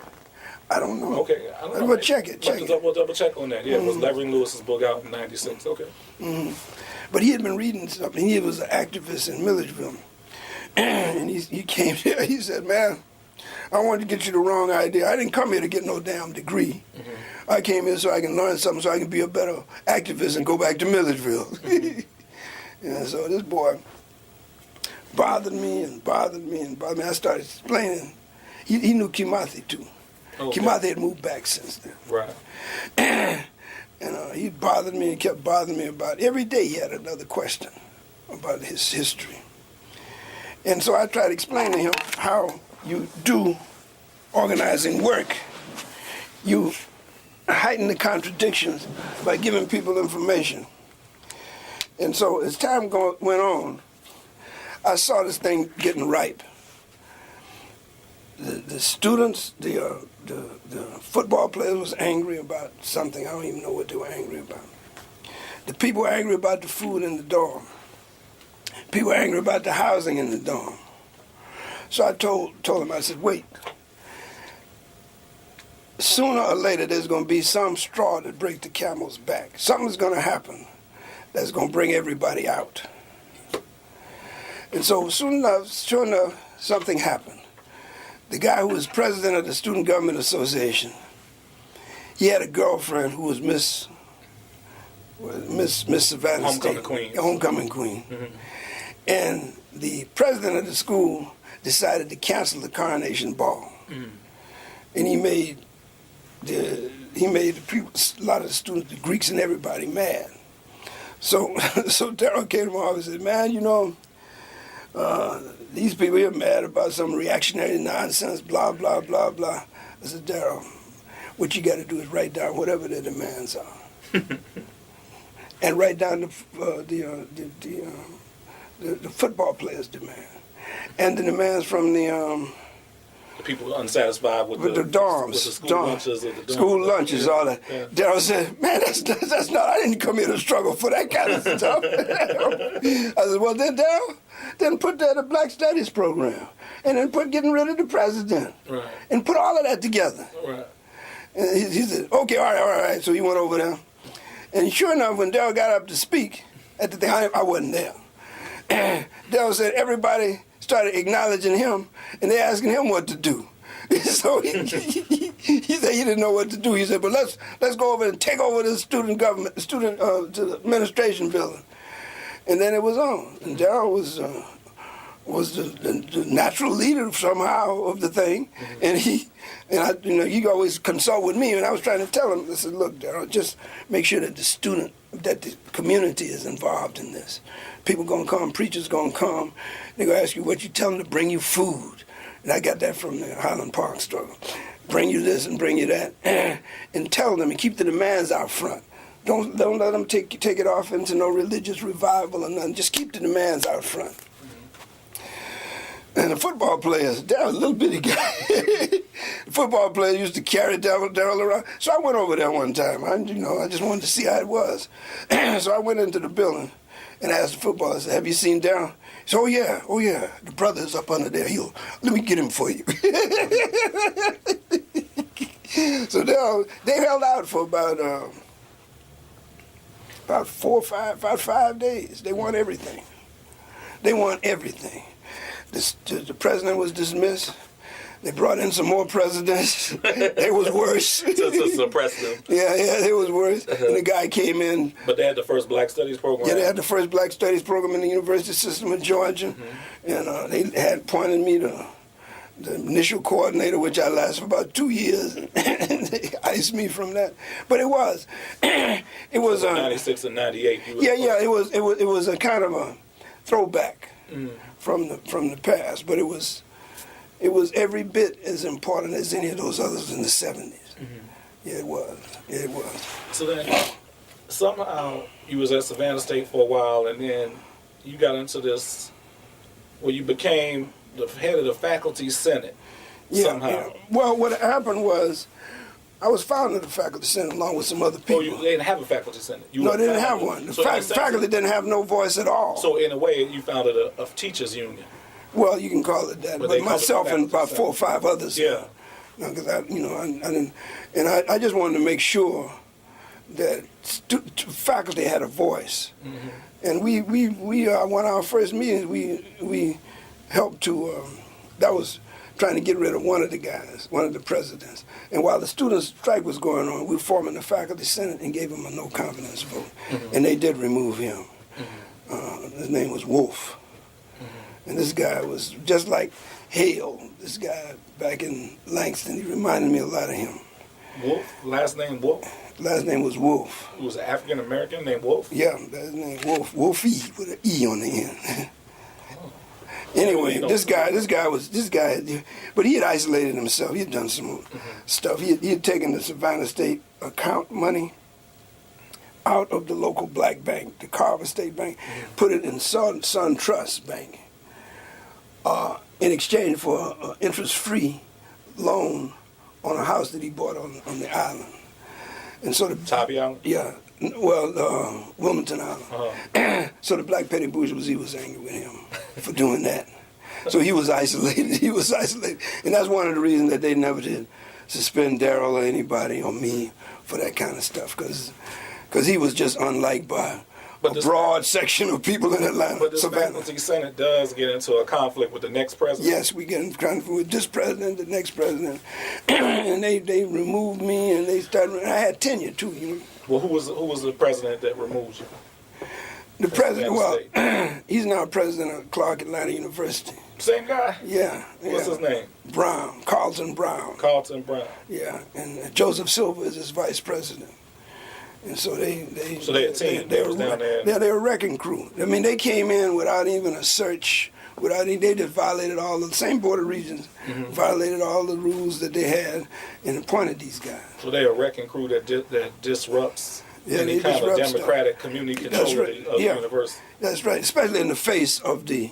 See, they want to put forth these little bourgeois institutions of like faculty senates and all that, but in the final analysis, the faculty senate start acting independently. They crush them. Yeah. So there it is. So when was this confrontation? 2000, 2001, 2002. Then I went to Africa, came back 2003, and I filed a court case Modibo Kadalie versus University System of Georgia again. but this court case was more significant because they were saying. What was the first one that was like that? That was with the black, the five, AJC Okay, 5. AJC with the 5. So we won that one. Okay. We won that one straight out. So, Right? So it's Modibo Kadalie et al. This was just Modibo Kadalie, period. And this didn't work out. No, it didn't. It didn't. But what they did, I won the right to appeal. I mean, the right to sue. What they were saying is that what they did was protected because they were state employees, and you can't sue the government. And then my lawyer at the time, what was his name? He was a civil rights lawyer in Savannah. Anyway, he died, and I wasn't able to win the case. But I won in the 11th Circuit. And if you do some law under what the legal name is qualified immunity, and I won that. The court ruled that I still had a right to sue them because while they were government employees, they were acting outside of their authority under the policy of the Board of Regents. So I sued them for violating my First Amendment, and I lost in the Savannah court. Now, as I understand it, we're in there as far as chronology. But you want to share one more story about the League and John Williams, and maybe that's a good way to sum up actually your whole oral history because it raises certain questions about labor organization. You was in a meeting. Yeah, I was in. John Williams and Luke Tripp were there. And what did they say? It was a central staff meeting of the League. What year? Revolutionary Black, 1970. 1970 in Detroit. In Detroit. And Luke Tripp got up and said, it's about us and the people in the White House. And we need to get serious, blah, blah, blah. But they were sensing that the executive committee was losing its legitimacy among the ranks. Among the ranks and file. And as a matter of fact, that meeting was regarded by them as an illegal meeting, but they came anyway. They came. So it was actually a meeting of the... We called it. The meeting, central staff called which is the below the executive. Yeah, and the executive came. And so in this discourse, John Williams, who was a member of the executive board, he says, we have to decide what we want to do. He says, there are some of us who want to organize a vanguard party. There's some of us who want to organize a multinational vanguard party. There's some of us who want to organize an all-black vanguard party. And then there's some of us, and then there's some of us who think we should organize workers' councils or Soviets. We should organize Soviets, that's what he said. So that was the extent to which he understood what CLR was about, I guess. And so all these different ideas and pathways were part of the League. Which represent the highest. It represents the highest. I wouldn't say the highest stage of Black liberation organization, but the highest stage in the Black Power movement. Within the Black Power generation, the highest recognition of the centrality of Black workers. And the self-organization of Black workers as the embodiment of Black autonomy. And so, with that in mind, all these different paths came to the crossroads where they were at least, if not democratically under consideration, they were raised in the steaming cauldron of what was the League. It was. And John Williams summed up what he thought were the different paths, which included the fact that alternatively we should organize workers' councils or Soviets. So his perception is that the legacy or the tendency represented by Modibo Kadalie, Kimathi, CLR, at their most militant ideals, is that the workers should directly organize themselves through self-organization by popular committees. I don't think he understood the concept at all. So he heard it. He was summing it up, but he didn't understand. Yeah, he thought that we would say we should organize Soviets. Also, too, at that point, the the book club was in full swing. I think Marty was a part of that. I think.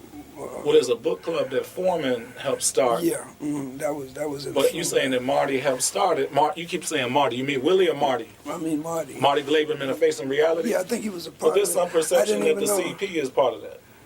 Yeah, they probably was. They So it's a network It was of... all the white. The league was trying to organize support among the old white left to get some money to continue their work. Okay. And the book club was a part of that. Okay. And so I think John Williams, that must have been a discussion. I'm speculating that was part of a discussion at the book club. But overall, with those different pathways, if you had to sum up your experiences of all these struggles, and like you said, John Williams, by summing it up, he seemed to make a reference to your perspective, but you don't believe he understood it in full. No, he never. But if you had to sum up what your perspective is from all these lessons of Atlanta metro strikes and civil rights and black power struggles, what is the conception of labor organizing? Well, there are two things. Labor has to be independently organized of the petty bourgeoisie. It can't. And by which you mean the middle classes? I mean the electoral parties. Yeah, and it can't be mired down in electoral parties and bureaucrats and all that kind of stuff. It can't be co-opted by any kind of party, Vanguard Party, bourgeois party, whatever, Democrat, Republican, whatever. That's a waste of time. Okay. That's out the window. It must look at the self-organization of workers at the point of production. Got to be there. And so the thing, that doesn't mean that cadre don't have a role to play. But cadre have a role to play in getting information, getting an understanding to the people who are going to move, and encourage the movement. But not being a drum major out in front, directing everything. No. And I'm so sorry that that conception is not understood widely yet. And hopefully it will be. I think so. Okay. So with that, we'll conclude our oral history with Modibo Kadalie this November 12th, 2010, on behalf of the Southern Labor History Archive at Georgia State University. This is Matthew Quest.